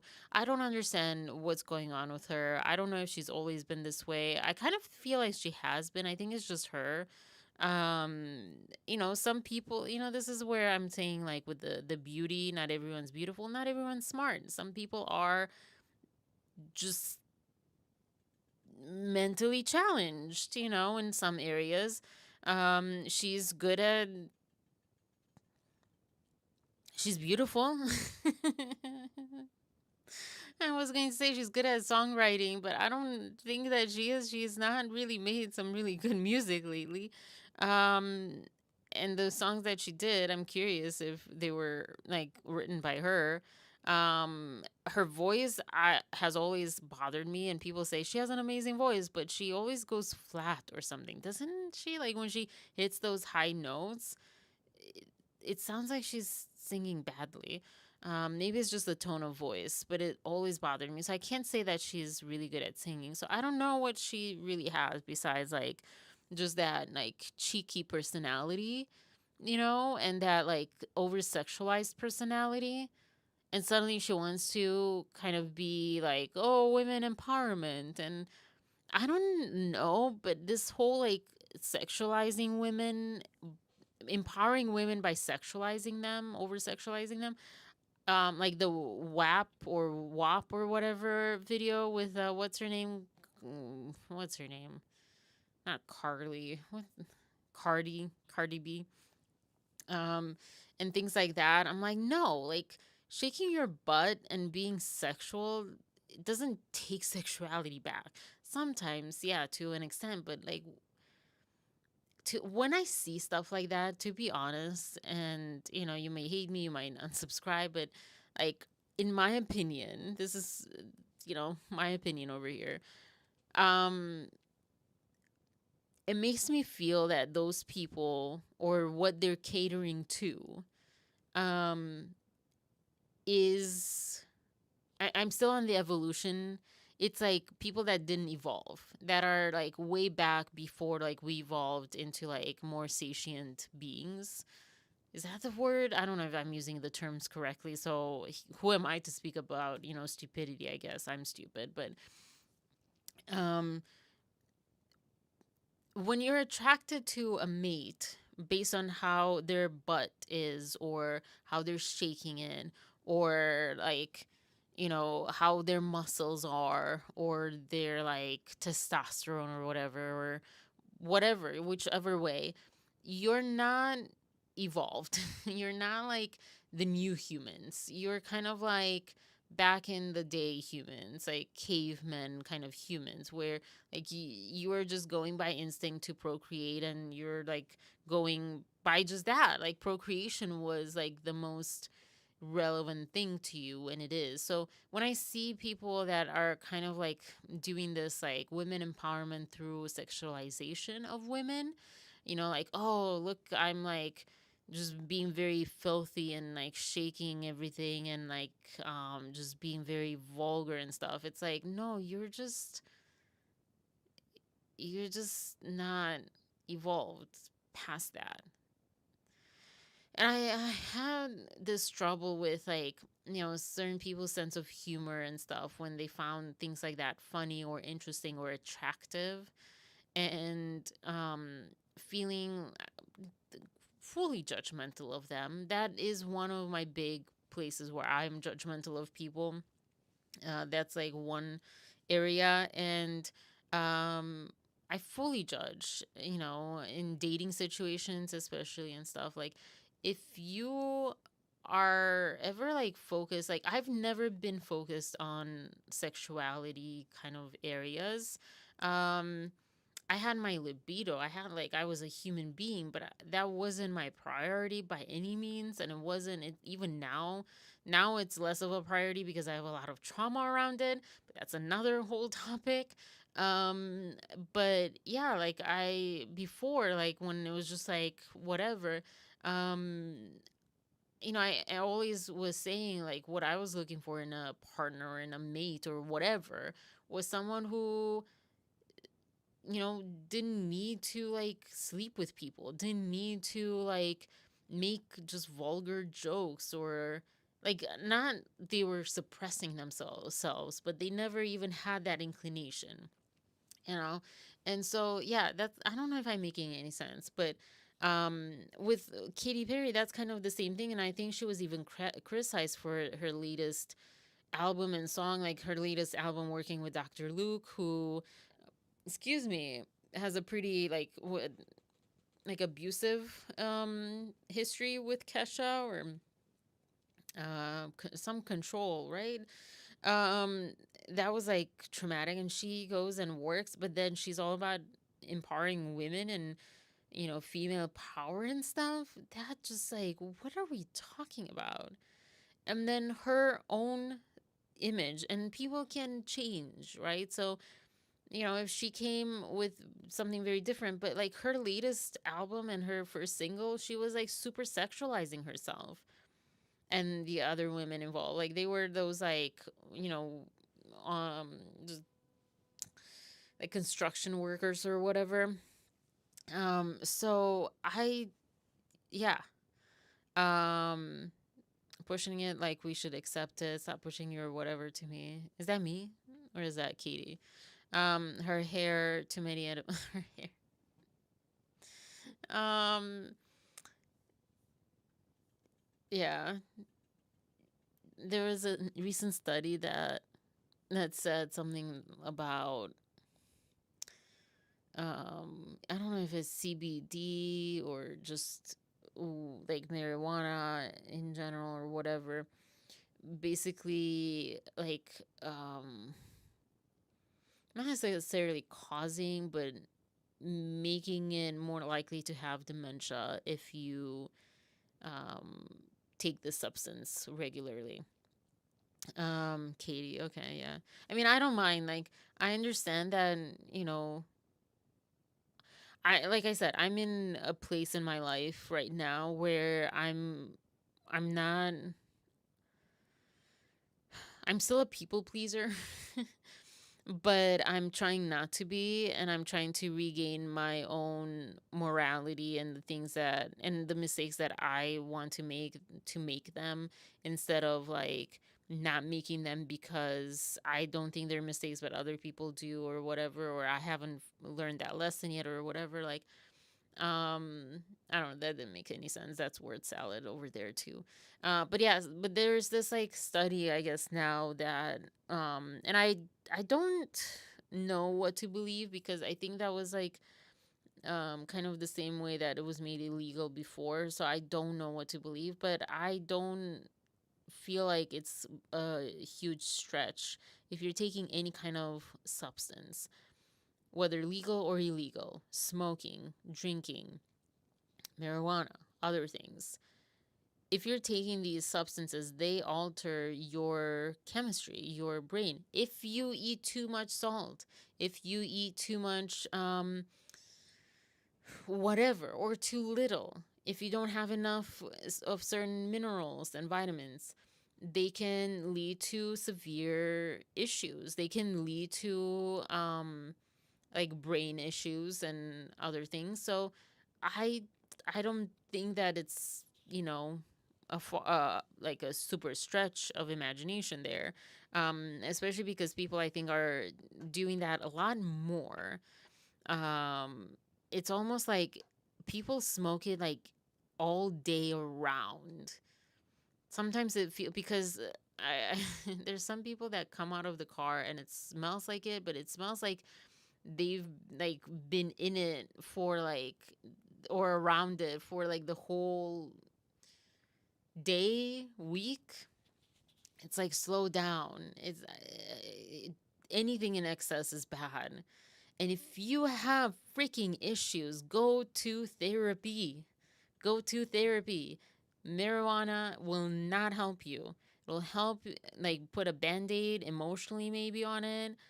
I hear sometimes it makes it worse depending on the person or emotionality or whatever, chemistry. But, you know, it might help put the band-aid on, but go to therapy. Smoking anything, whether it's tobacco or weed or whatever, drinking, it's not going to help you sleep. It's not going to help you heal. It's not going to make your problems go away. And therapy will, but also it's not going to be an overnight thing because things take time. So there is no miracle cure. Just stop taking shortcuts. I know it's I know how frustrating therapy can be and how you feel like you've not made any progress and all that stuff.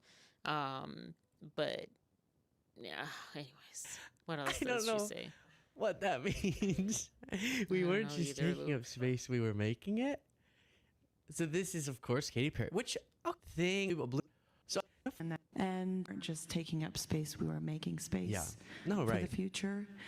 And for me, like Gail said, this wasn't a ride, it wasn't a destination. It was a journey, and it was a supernatural one. And my journey has always been about love and belonging. And I think that we have all felt that sometimes we weren't worthy or we didn't belong in certain ways, no matter all the accolades, no matter. Does she realize that this can make some people feel even less hopeless or even more hopeless, even less hopeful about belonging and love? But about belonging especially because at this point, most people seem like we'll never be able to afford to do this. Now, I don't even know if I would want to, if I would have the option. Because there is risk. But again, kind of just a tone deafness to everything around this when it comes to her.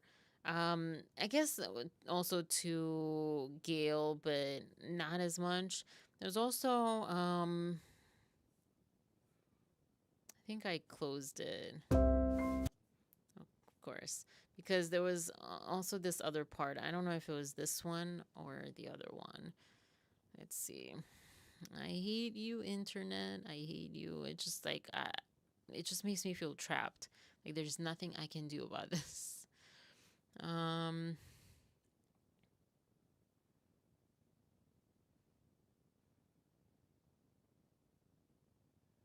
think it was here.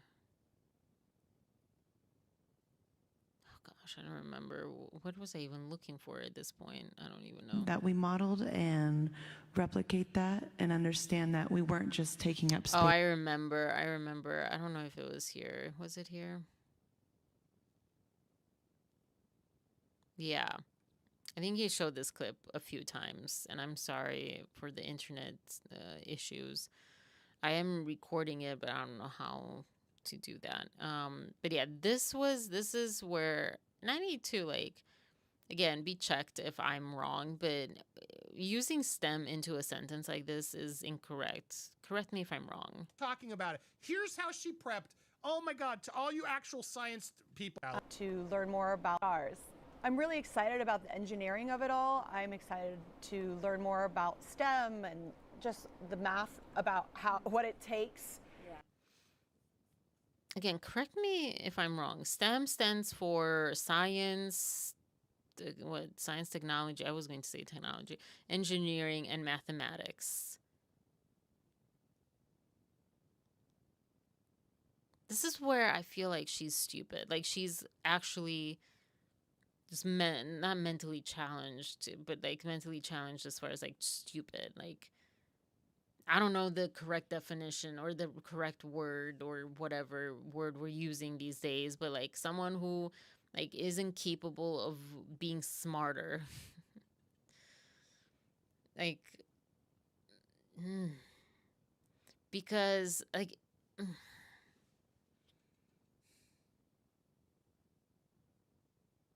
even Blake Lively makes more sense. That's saying a to lot. accomplish this but type of thing. let me like go back. To learn for the stars. I'm really excited about the engineering of it all. I'm excited to learn more about STEM and just the math about what it takes to accomplish this type of thing. Because my thought goes from, if you wanted to learn about STEM, there's schools, there's programs, go and just take some classes. How are you learning about STEM this way? And also because they didn't need to learn anything, right? They just they didn't man their mission. They just sat there, going up and going down, right? I was winding down from a rehearsal the other day and I was listening to Cosmos by Carl Sagan and reading a book on string theory, and yeah, I was like going to bed. That was definitely like helping. I was like, Pythagoras.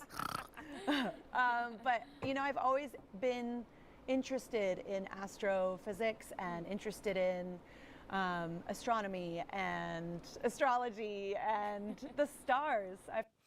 If you ask anyone, Andy later put a clip of Carl Sagan talking about astrology and his thoughts on astrology, and Carl Sagan being, first of all, someone that she mentions here that she's reading a book by, and also to a lot of people, I feel like, not the obviously not the father of science, but like, or astronomy, but like a big name in astronomy. And I mean, again, like anyone will tell you, astrology is not science. You can believe in astrology, doesn't make it science. It makes it more like more along the lines of religion, kind of. Even though, yeah, it's kind of like, oh, if these things add up or whatever. This is all just so wrong in so many ways. Anyways, check out Andy's the rest of his video. He goes through all of this a bit more, just a nice recap. But it reminded me when I was seeing this guy's clip. So yeah, let's squirt it out. Let's let me give you this. Wait, stop. Gosh darn it, TikTok. No wonder Justin Baldoni always wears a hat. 3 signs indicate that all of Blake Lively's 30 accusations are true. No wonder Justin Baldoni always wears a hat. 3 signs indicate. Because he's wearing a hat. Sorry, that is a huge jump, but that was like in the next bit. Anything, I have a couple of other things from the Blue Origin stuff, but that's like, I'll leave that to Monday or next time. But yeah, this hat story, or story, it's not a story. It's Indicate that all of Blake Lively's 30 accusations are true. Firstly, Lively accused that during filming, Baldoni added explicit plots without permission, such as impromptu performances without consent and excessive improvised intimate actions in the intimate scenes. Such behavior that ignored others' wishes seemed like a wanton display of power, and the hat became a psychological barrier for him to cover up these shameful deeds on the set. Secondly, I was just talking about stupid and astrology. What? And you know what gets to me about this is that I've heard people be very serious about things like this in real life. He was alleged to have asked Lively extremely private questions about her sex life, and even spread inappropriate videos when shooting sensitive scenes. This kind of behavior that seriously violated the moral bottom line revealed a trampling on others' dignity. Perhaps that hat was a tool for him to try to avoid the scrutinizing eyes of others. Finally, the retaliation. I will say that one almost makes sense. It doesn't make sense, but almost makes sense, you know? Yeah. Finally, let's see. Number 3. Retaliatory actions. The sudden change in the publicity strategy and the accusations of smearing Lively all showed his guilt and the fear of being exposed. It couldn't help making people wonder whether Justin Baldoni always wears a hat to hide his inner uneasiness and guilt. At this moment, the hat is just like his last disguise. No wonder Justin. I feel like that's one of the stupidest videos that I've seen throughout this whole Blake Lively, Justin Baldoni thing. Don't even know. I mean, it speaks for itself. I don't even know what to say other than, like, fake news. What? Wearing a hat? What does that have to do? Like, what are we talking about? It's like sometimes people there needs to be some word for fake psychology, like astrology, you know, for astronomy. Like, what is a good word for the equivalent of astrology to astronomy for this to psychology? Because that's what this is. So, Blackie over here. No one's talked about this, but Ed Westwick and Chase Crawford liked Blake Lively's posts, or post around the New York Times thing, and I'll pull that up. And we were talking not too long ago how, oh, you know, so nice. Look at that. All her past co-stars aren't. Did I say that right? Yeah, co-stars aren't on her side and blah, blah, blah, blah, blah, blah. Well, now they are, I guess. And I think it is a comfort thing. Oh my God, Maria, don't hate me. I forgot already what I was saying. Oh, the hat. Okay, yeah. Yeah, I mean, I don't know that he wasn't wearing a hat before, but like, stupid. Yeah. I see. I don't personally have any ideas of hat wearing. I tried. It makes me feel uncomfortable because I can't see really well sometimes. And he wears it like back too, not just front. It's nice because it shields you from the sun. And he was on a walk, on a hike, so you know, like, I don't know. It's like people. This is where people, you know, people talk about creators like me, I'm sure, and others that are like, oh, you're doing it for the views and the whatevers and whatevers.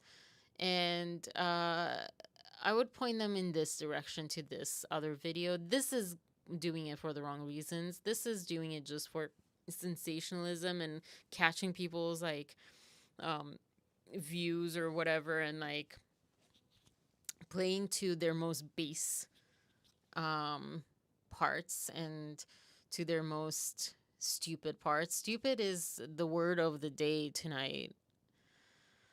Sorry, it's not great of me. It's not who I want to be. That's all I can say right now. It is who I am in this moment though. Unfortunately, I'm not great right now. But I can't think of another word, and I don't want to sugarcoat when they're stupid, they're stupid.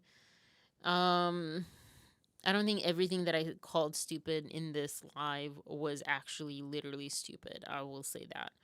That's, I guess, what I'm trying to say. Anyways, people have commented about her Insta story. It was the first Insta story that I actually caught of hers, and I screenshot it too. We're not going to get into that. It's stupid. Can't believe I just said that again. I want to talk about things that are a little bit more, to me, more interesting or whatevering. Oh, I talk about again the dream where you scream, my dream where I scream, and so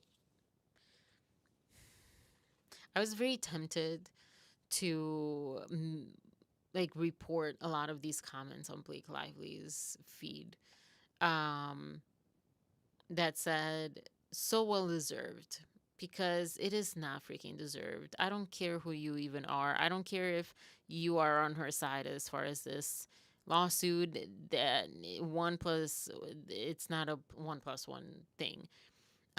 It's apples to oranges. This was not well deserved. She did nothing. What she was quoted for was something that happened in 2019 and 2020 and 2021, not 2025, where she is named the most influential, or one of the most influential people of this year, or even last year. She was not influential last year. She was not. Not through this movie. No matter what, she's not influential through her brands. People hated, the hair care. I don't know. Maybe that was, we don't know yet, I guess, all the details as far as like smear campaign. We don't believe there's one, but, we haven't seen all the details, keeping that option, I guess, open there. I don't know. Have to, allegedly, whatever. Um, but yeah, like, I don't understand why everyone's like, well deserved, hearts, so beyond deserved, very proud of you. Well, very proud of you, okay, that's fair, because if you know the person and your friends and whatever, never mind that it's, crap, like, cool, support your friends. But yeah, and then Andy discovered this. It seems like also there's it's not great in the, oh darn it, open it, okay, in the Black community. This Sherilyn, I feel, because it seems like she was just bought, and then Andy was showing her salary at the time, was it in 2019 or something, when she was NWACP, Legal Defense and Educational Fund, its president and director counsel. I don't know if this is now or this was back then, actually, now that I look at it. I don't remember. Check his video out. $767,000. This is supposed to be. No, I don't think it's a charity, right? I've heard this like name so many times, and there's like controversy around it, anyways. But this is supposed to be an organization that's helping. It's a nonprofit organization, and I think it should be. Why are we paying so much money? I guess this isn't too much money when you think of like the billionaires that are being paid billions of dollars a year. Um, but it just like didn't sit well with me, as far as like the people that you're trying to help and represent. They could use some of that money, like take a pay cut. There was this one CEO that said he will like work for no more than like the people that work for him, or something like that. Like, everyone has the same equal salary, him and all of his employees. Do that, especially nonprofit organizations. Livable wage, but do that. Bohemian Diva had definitely a lot to say. Check her video out. I'll link it below, of course. And her sentiment was also my first sentiment. Who is she influencing? What is she influencing? And I think we all are screaming that. What are we talking about? What is this influence? Let us know. Let us know. Maybe we just don't know, because by that introduction or paragraph or whatever, we didn't find out what she's influencing in 2025 or 2024. Hold on, let me take this off a little bit. I'm going to go to Zumba tomorrow morning, but I don't know. don't know that I can. Like I feel like my body is like breaking down, but I'm almost at the end here. Please, internet, stay. So there were a few numbers thrown out there. At first, it seems like in 2019 they donated $200,000. In 2020, after the George Floyd incident and with the protests and everything, they donated $1 million. And I believe in 2021, I don't know, but this is what I don't have, like, just check her video out. It's not in her video, actually. I compiled these numbers based on Dave Neal, Andy, and then also just like a Google search. And I think I'll include, I think that there are some links here somewhere. Hold on. It's like I think that I had them. Not that you might see them really well thanks to the terrible internet. All right. So, commercials. We still believe you in 2021. Reynolds wrote on his Instagram story. What the heck? $1 million donation from them to the ACLU and NAACP Legal Defense Club, a club fund. Oh my gosh, it's getting late. Okay, so this was in 2021, I guess, that they donated $1,000, so $500,000 for each, for LDF and ACLU. Cool. And then the other one, this was 2019, $1 million from Blake and Ryan Reynolds for the Young Center for Immigrant Children's Rights, the legal defense rights. So this was different. Was it? Is it the same? I don't know. This was in 2019. And then this one, no, thank you, was $200,000. This one was in 2020 against, for the protests against police brutality. So they donated a few times. I don't know that 2 million. I forget where that one is and coming from. Yeah, it's confusing. And whatever.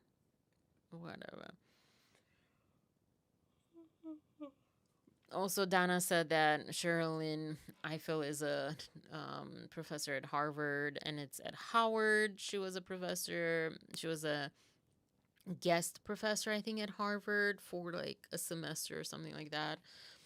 And then, civil rights attorney.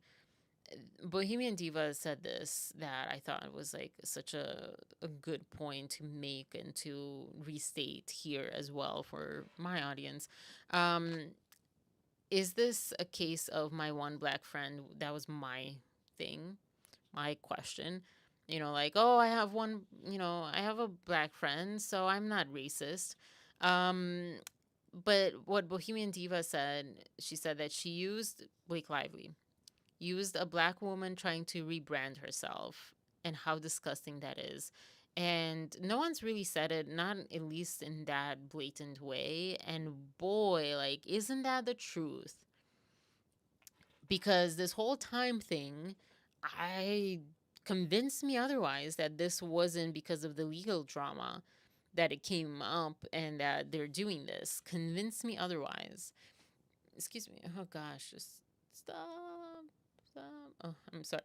I'm like struggling with goodness with technology. Okay.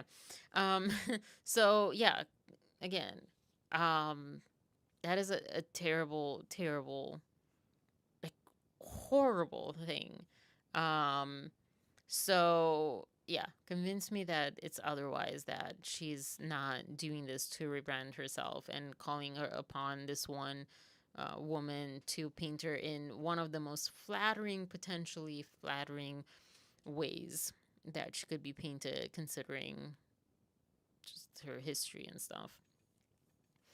And then I think it was also just Bohemian Diva that pointed out how, and I thought about this too, like stating that I don't know the Blake Lively of the red carpets and Gossip Girl. Bohemian Diva again put it so simply, like, so you didn't do your research on this person that you're putting your name behind, that they are really great people, basically, that they're really whatever she wrote about Blake Lively. You didn't do your research. Because what if she was like a felon? What if she killed someone? But you're like, oh, well, I don't know that person, but I know the person that donates to charity, And also that she doesn't know the whole legal drama and things. So I'm like, how do you know she's influential then? How do you know she's worthy? And and then because they say, the talk of like, oh, they've done so much for the community of Black creators and all this stuff, and I challenged ChatGPT, who told me this. I'm like, what are the examples of what they've done? So ChatGPT came back saying, yeah, you're right. They have generally donated money and created this and that, but like they've not promoted or amplified specific Black creators, artists, writers, activists by name on social media or in interviews, or by working with them, I would say, at least not publicly or consistently. Use their massive platform. They have millions of followers each to highlight Black-led businesses, campaigns, or cultural work. Led any sort of ongoing campaign or public series to support or uplift Black voices, nor built or funded a Black-specific creative platform, scholarship, or content series. So again, what did they do for the Black community, for the civil rights, movement and stuff? What did they do? And I was going to look, but I feel like I'll just kind of leave it as it is at some whatever point. Because I think going through her in these Blake Lively's Instagram, I would have come across a Juneteenth post, let's say, because apparently they were supportive of Juneteenth. Yes, the 1 year in 2019? No, sorry, 2020. Was it 2022 that it became a national holiday and they had like a big celebration or something? That's what they did. That's where they went and so forth. But they've not, again, on their massive platform, posted anything about like, in support of Juneteenth. And this Instagram is just so gross to me. Her Instagram. Let me pull back up. I'm not in my shiniest. Where is it?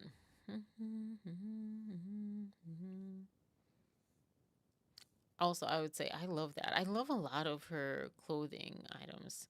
This, it's just, I don't know, just the crudity of things. Oh, the one thing she directed, guys, the one thing she directed.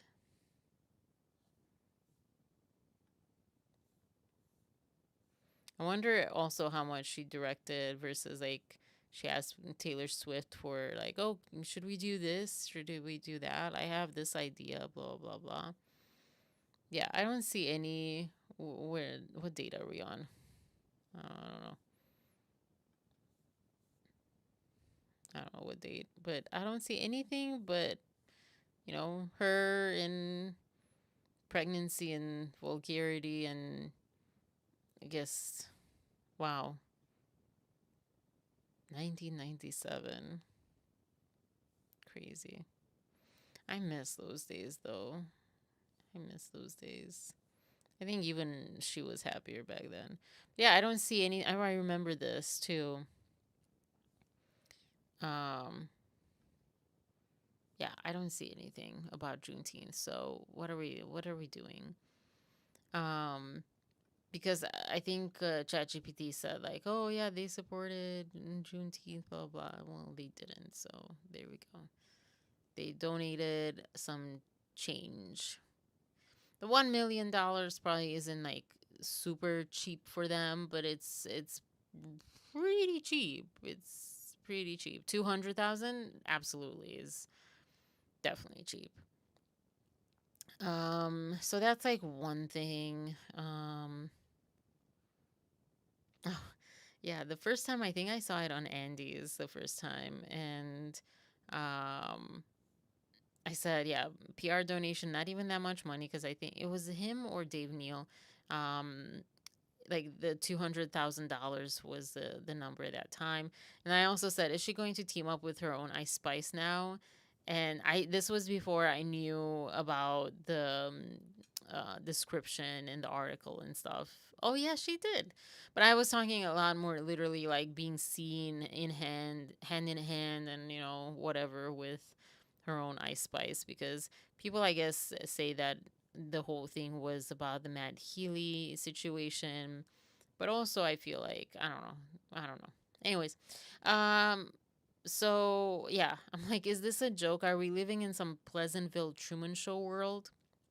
Time just added itself to the New York Times list of banned sources from my list of trusted unbought sources, which, that's like an ongoing thing because I don't know so much about all of these, and they'll like reveal themselves. And not every, am I still on here? Yeah. Not every writer for these publications are bought or bad.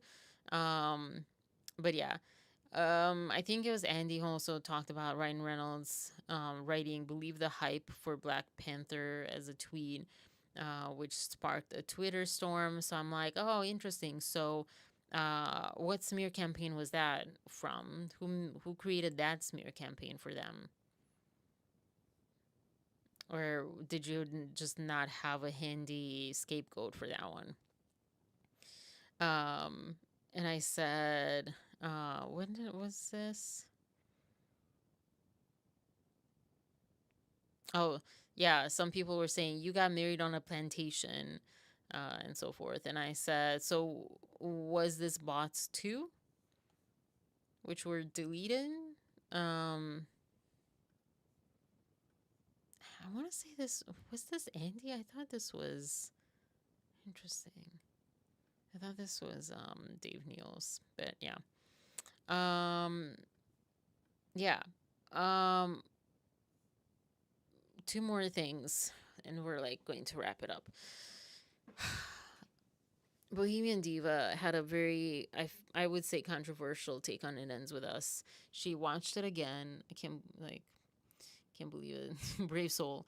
And I still have to do my rooftop scene analysis video. But she talked about how, like, to her it seemed like it's supposed to be about DV, but it ends up being or coming across as a movie about a manipulative woman. And I thought it's controversial because, woo, don't say that, it's not feminist and blah, blah, it's misogyny, and we're made to see it that way. But she has some really good points. So check her video out. I will kind of give an overview of my take from that and stuff. So I don't even remember to what, but I said, yo, there's a lot to that. So, oh, sorry, I wrote her comment. Wait, where is it? Where did I include my comment to her? It was just like about, the McKeel, whatever his name is.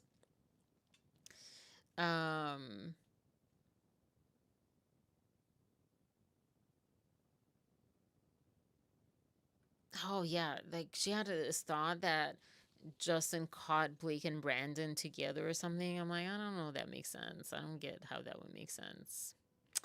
But anyways, so as far as this like manipulative woman movie instead of a DV movie, whoa, sorry. She's like she again, check her video out for the comprehensive list of points, but from what I remember at this hour where my brain and my body is breaking down, one was like a lot of the like, for example, the one where she gets pushed down the stairs, um she goes after him. He, finds Atlas's phone number in her phone after he asked her. He said he's not comfortable with this guy and asked her not to continue talking to him and whatever. This is like the tricky part because, again, people make you believe that sometimes that boundaries aren't healthy. That was his boundary, and it also made sense. And I think he explained it. I don't remember. Maybe he didn't. It makes sense. Hey, this is your ex. I don't feel comfortable with you talking to him. I guess they tried to make this an example of isolating, but there's a difference. Isolating you from family and friends versus isolating you from an ex is a difference. So I think actually I might do the same and rewatch this movie and kind of go through it with these new eyes, because that's like a scary premise. It might create some like false narratives that are kind of bad and not great for mental health, emotional health, relational health. But yeah, she goes against his boundary, does that. He finds it. He, I guess, gets mad at her or whatever. I don't remember exactly. And then he storms out of the room and out of his apartment, and she chases after him. And then, she at first looks like it was an accident. Then we see that he actually pushed her. Again, yes, the reaction, especially if this was not her chasing after him, that reaction is abusive. No matter what someone does, you cannot harm the other person unless it's self-defense. That wasn't self-defense. So yeah, you can look at it that way. I'm just saying, like, I think they did a really bad job choosing, and I don't think it was the movie. I believe it was the book. They did a really bad job in the examples that they chose, which the examples they chose are not looking great. They're not as DV as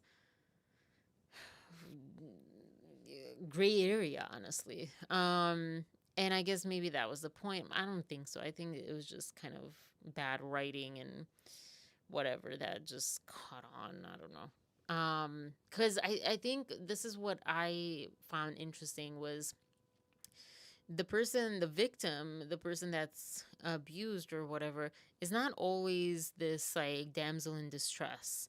Sometimes it is people that are women that are strong, or people that are strong, people that are seemingly, going after the perpetrator as far as like, you know, flirting or wanting to get closer or date or go further or whatever. So I thought that was like an interesting choice and a good choice to kind of also put in the movie. But I also think that it might be a fine line, and I'm not someone that can best speak to this, but I think there's a fine line between certain scenes that, again, just watch her video, Bohemian Diva. She has a good point. And this has nothing to do with this lawsuit. It's neither here nor there for the lawsuit. It's more to do with Colleen Hoover, really, in her book.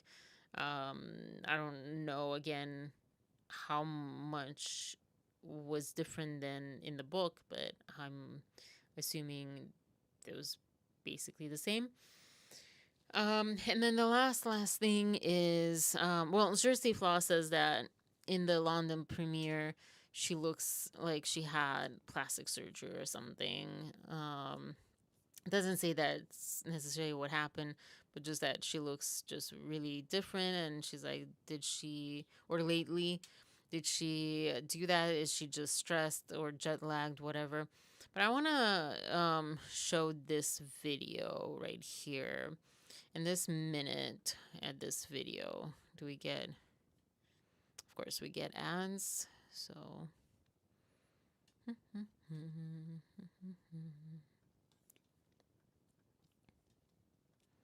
That's kind of an oversized drape to it, mixed with these incredible sort of artisanal tapestry patchwork pants for Magnolia Pearl.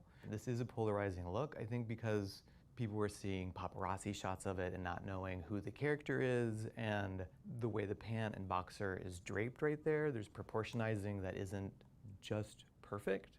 So I think we see a lot of boxer, and maybe the pant needs to be hiked up a little bit more so you can understand the full editorialization of what this look is. And to top it all off and kind of pull it all together, we have this beautiful kind of cognac vegan leather jacket that I believe we got on Shop Up from Anyways, whatever. I thought he was going to say more here, but I think it was like earlier on that he said, it was built, all of these looks were built, especially at the beginning, to kind of symbolize her protecting herself, not wanting to have an abusive relationship like she saw with her dad and mom. And I was like, okay, cool. If you see this video, though, from the beginning, he looks like he's been just hired to talk about this. And maybe that's, with our bias of what we know about the way the costuming kind of went.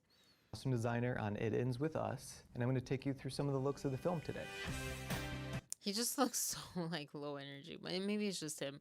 But what I wanted to say is that people criticized her look, he claims, because they didn't know the character. As far as I've heard, again, for the I don't know how many times in this video, in this live, in this stream, correct me if I'm wrong, but as far as I've heard consistently, people who criticized Blake Lively's look for Lily and her being hired to play Lily were the people who read the book and knew exactly who Lily was. I'm just going to say that much. There's not much else I can say. So yeah, that's kind of, yeah, I had this like Ryan Reynolds at the UN. Let me pull this up too. It's, kind of in a way a short one. It's a short point because I'm like, English translation, please. He says, this weekend I had the great honor of passing a non-binding bicameral joint resolution to fulfill a lifelong dream of visiting the United Nations in support of their Football for the Goals initiative. This sentence doesn't make sense to me. Like, it kind of makes sense, but you know what I mean? Like, it doesn't make sense. Millions of footy fans can attest football often goes beyond the full 90 minutes, so sustainability is in our DNA. What?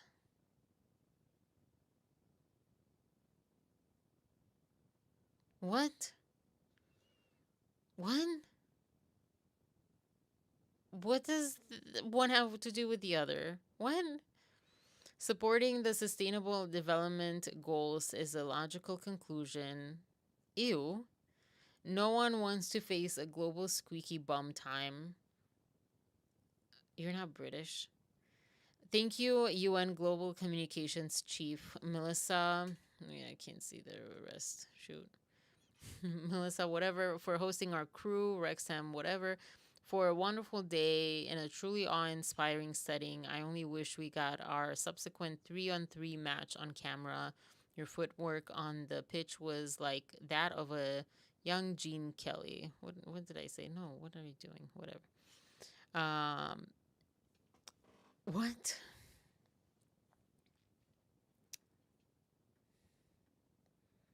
Do they even know how to speak English?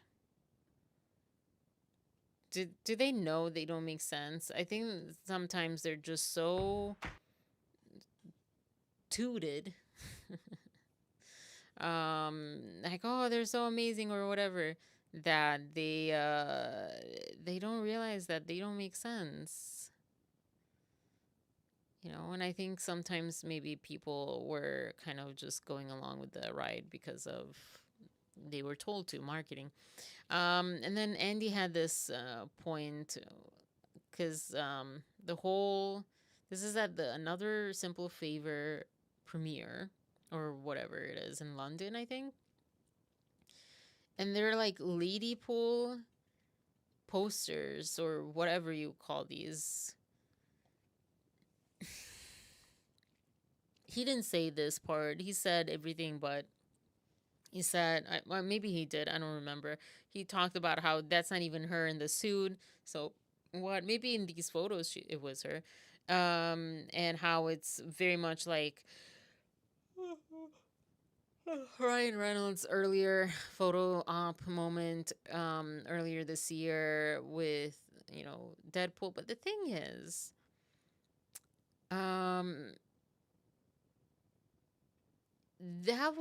he didn't make another movie and he wasn't there to promote another movie when they did that. So that's what to me makes me just confused about this, or just kind of even more turned off than I would be otherwise, because you're not even doing a service or something good for these fans of, just like Ryan Reynolds, for these fans of Another Simple Favor. You're not promoting the movie. You are signing dead ladypool whatever pictures at another movie that you're currently promoting. They're supposed to be there to support this movie. It's the premiere of this movie. Why? She just needs to go away. I don't want to see her again for at least a very long time. If she ever matures, great comeback. But I don't want to see her. Don't want to see her. And then her outfits look really bad. This one, for example, I don't know if you can see in here, but this one looked bad. I don't know if he covered this. Oh, the poster. Oh, this drives me crazy. This drives me crazy. Not because she's higher up, but OCD with graphic design, just framing, just driving me crazy. It fits so much better down here. Whatever. But yeah, this outfit and the other one, the Chanel one or whatever.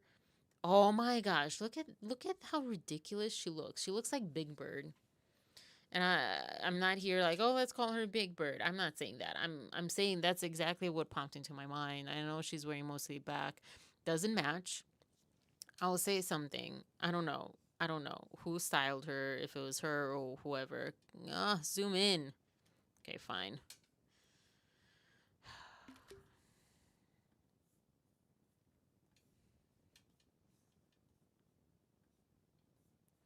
Oh, this is not much bigger.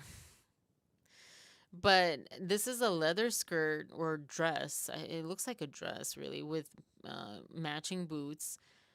The purse is off. The whole blazer thing is off. Are we, again, is this, sorry, roaming. Is this, yeah, my internet said enough. Is this, what is this? What is this? It makes her look just bad, disproportionate. Makes her head look really small, and just it looks not just unflattering in a cool way, but unflattering, period. It's bad and it's cheap. It looks like she went to the thrift store and chose pieces that were looked high end or whatever and threw it together. She looks homeless. She looks really bad. And then the other one was also equally unflattering, but I don't know. He doesn't have a picture, and I feel like the internet. I don't feel like searching for it right now. So yeah. there are a couple of other things. I'll leave that for next time. Yeah. Anna looks elegant. She's really good at like, she's obviously like just like PR smiling, but she pulls it off. She's not too much. Blake, especially when there's close up, and I'm breaking down, so I'll leave it for Monday.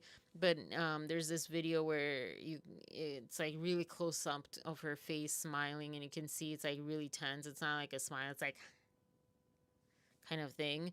And I don't know if that's on purpose to show that, oh no, I actually am, going through a hard time, or whatever. I don't know. I don't care this hour. But Anna, wait, I always want to call her Anna. Anna, yeah, she looks great. She looks professional. I'm here doing my job. Whether she likes Blake or not, I don't even want to speculate. Not at this hour. I don't care this hour. But she is there doing her job, and she looks pretty good. Blake looks just terrible. And again, it's kind of that same sentiment that I was saying earlier. Trying to make stupid be smart, like be cool. Sorry, being stupid, or just stupidity and lack of knowledge and all this stuff, be cool, because people, instead of wanting to learn and educate themselves and actually put in the work and get the good grades, they just want to get rewarded for not doing that. Just the same. And this is kind of the same thing, but the style version of that.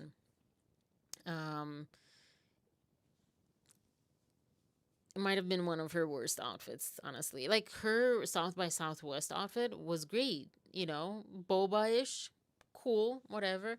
Latex, didn't get the point of it, but whatever. But it looked cool. And yeah, I don't know. Anyways, I don't know. Whatever, yeah. The internet's had enough. Well, now it's been actually better than a lot of the times. But I've definitely had enough. Oh, gosh. We'll see about Zumba tomorrow. I did Zumba today, and I also went for a walk. Today was a long day. She should have worn something stylish. It doesn't, no. The purse is also a different leather. I think the skirt and the boots look a little bit more brown. The purse is one of those like pleated or whatever, black leathers. Or that blazer, though, that's the only thing that should have gone. I don't get it. Like a lady of the night would wear. Yeah. It looks from the streets, not the good streets. She looks from the bad streets. Like, yeah, no, it's I don't even have the words right now today. Maybe Monday I'll have better words for this, because it really just like it's just weird. Anyways, I guess at this point I will say, just from right now in her little corner, yeah, that I might recommend Acton Acre, or whatever their name is. We'll see. We'll see how it develops. When I was washing my hair, it definitely did not feel good. It felt like very tangly and dry. And it is kind of frizzy. But yeah, it kind of came out pretty nice after I got it off. And then yeah, if you have buildup, I will definitely recommend it. Or maybe there's other salicylic acid like masks, but it literally, I don't have, there's a little itchiness left and a little like bumps of buildup of like, I don't know if it's like, I think it's like the hair oils with dirt and the hard water. We have hard water here, and shampoo and stuff. So I will recommend. I don't have any discounted affiliate membership codes, whatever, at this hour. My gosh, I can't believe I'm still up.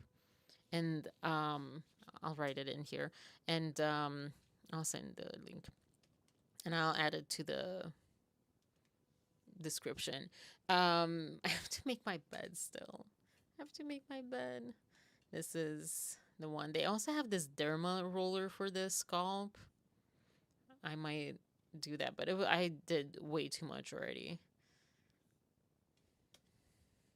I hate those like marketing links. Oh, wait, why didn't...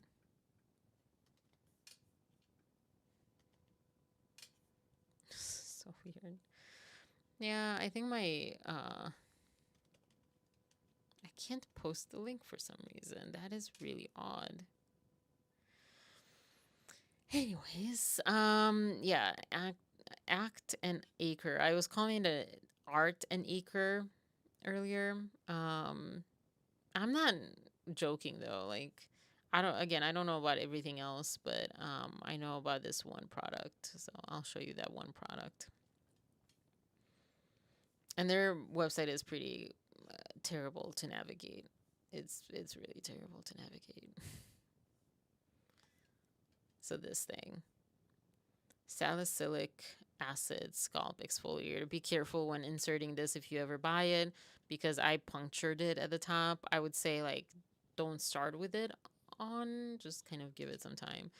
But yeah, I just did it today. I think I left it more. I think I left it for like 30 minutes. But yeah, it's so weird that it won't let me. Weird. I guess in this chat window it does. All right, so yeah, if I get like an affiliate link, I'll let you know, but I doubt it. Thank you for joining me. I wish that the 89 people that, well, minus you guys, that joined in today would have stuck around, but you know, can't win them all, I guess. But I guess that's a plus that I did something like maybe it was my thumbnail, maybe it was the topic choices, and they just were like, oh, you're not talking about the topic that I care about, or I don't know. Or maybe it was the Donna thing, because I did leave like a big comment on her last live, but I doubt it. She probably took it off faster than anyone could read it. And I also like, I mean, it was all love. It was all like, just like promote love instead of this stuff. I'll talk about the details. Like I said, I think Tuesday night on Patreon, so make sure you go join if you want to. I guess that's me just for that one video right now, but it'll be there if you ever join later on. So, and thank you, Maria. You'll see it for joining. All right, so I'm gonna go. Barely alive right now. Again, thank you for being here. Thank you for joining. I'm not gonna lie, I'm not gonna torture anyone with music at this hour. I mean, I don't know about you guys, but I feel like if I hear like thumping club music right now, I can't. So we're going to just end this one quietly. Going to bed, Lee. Good night. Have a wonderful night, both of you, and all of you watching on replay. And like, subscribe, drop a dolphin in the comment. That sounded really weird. Anyway, getting into that, you know, woo, the Katy Perry land. Peace, love, and compassion, which is ironic because today was more of an SD stream. But yeah, you know, tomorrow, peace and compassion. Have a good night. Bye.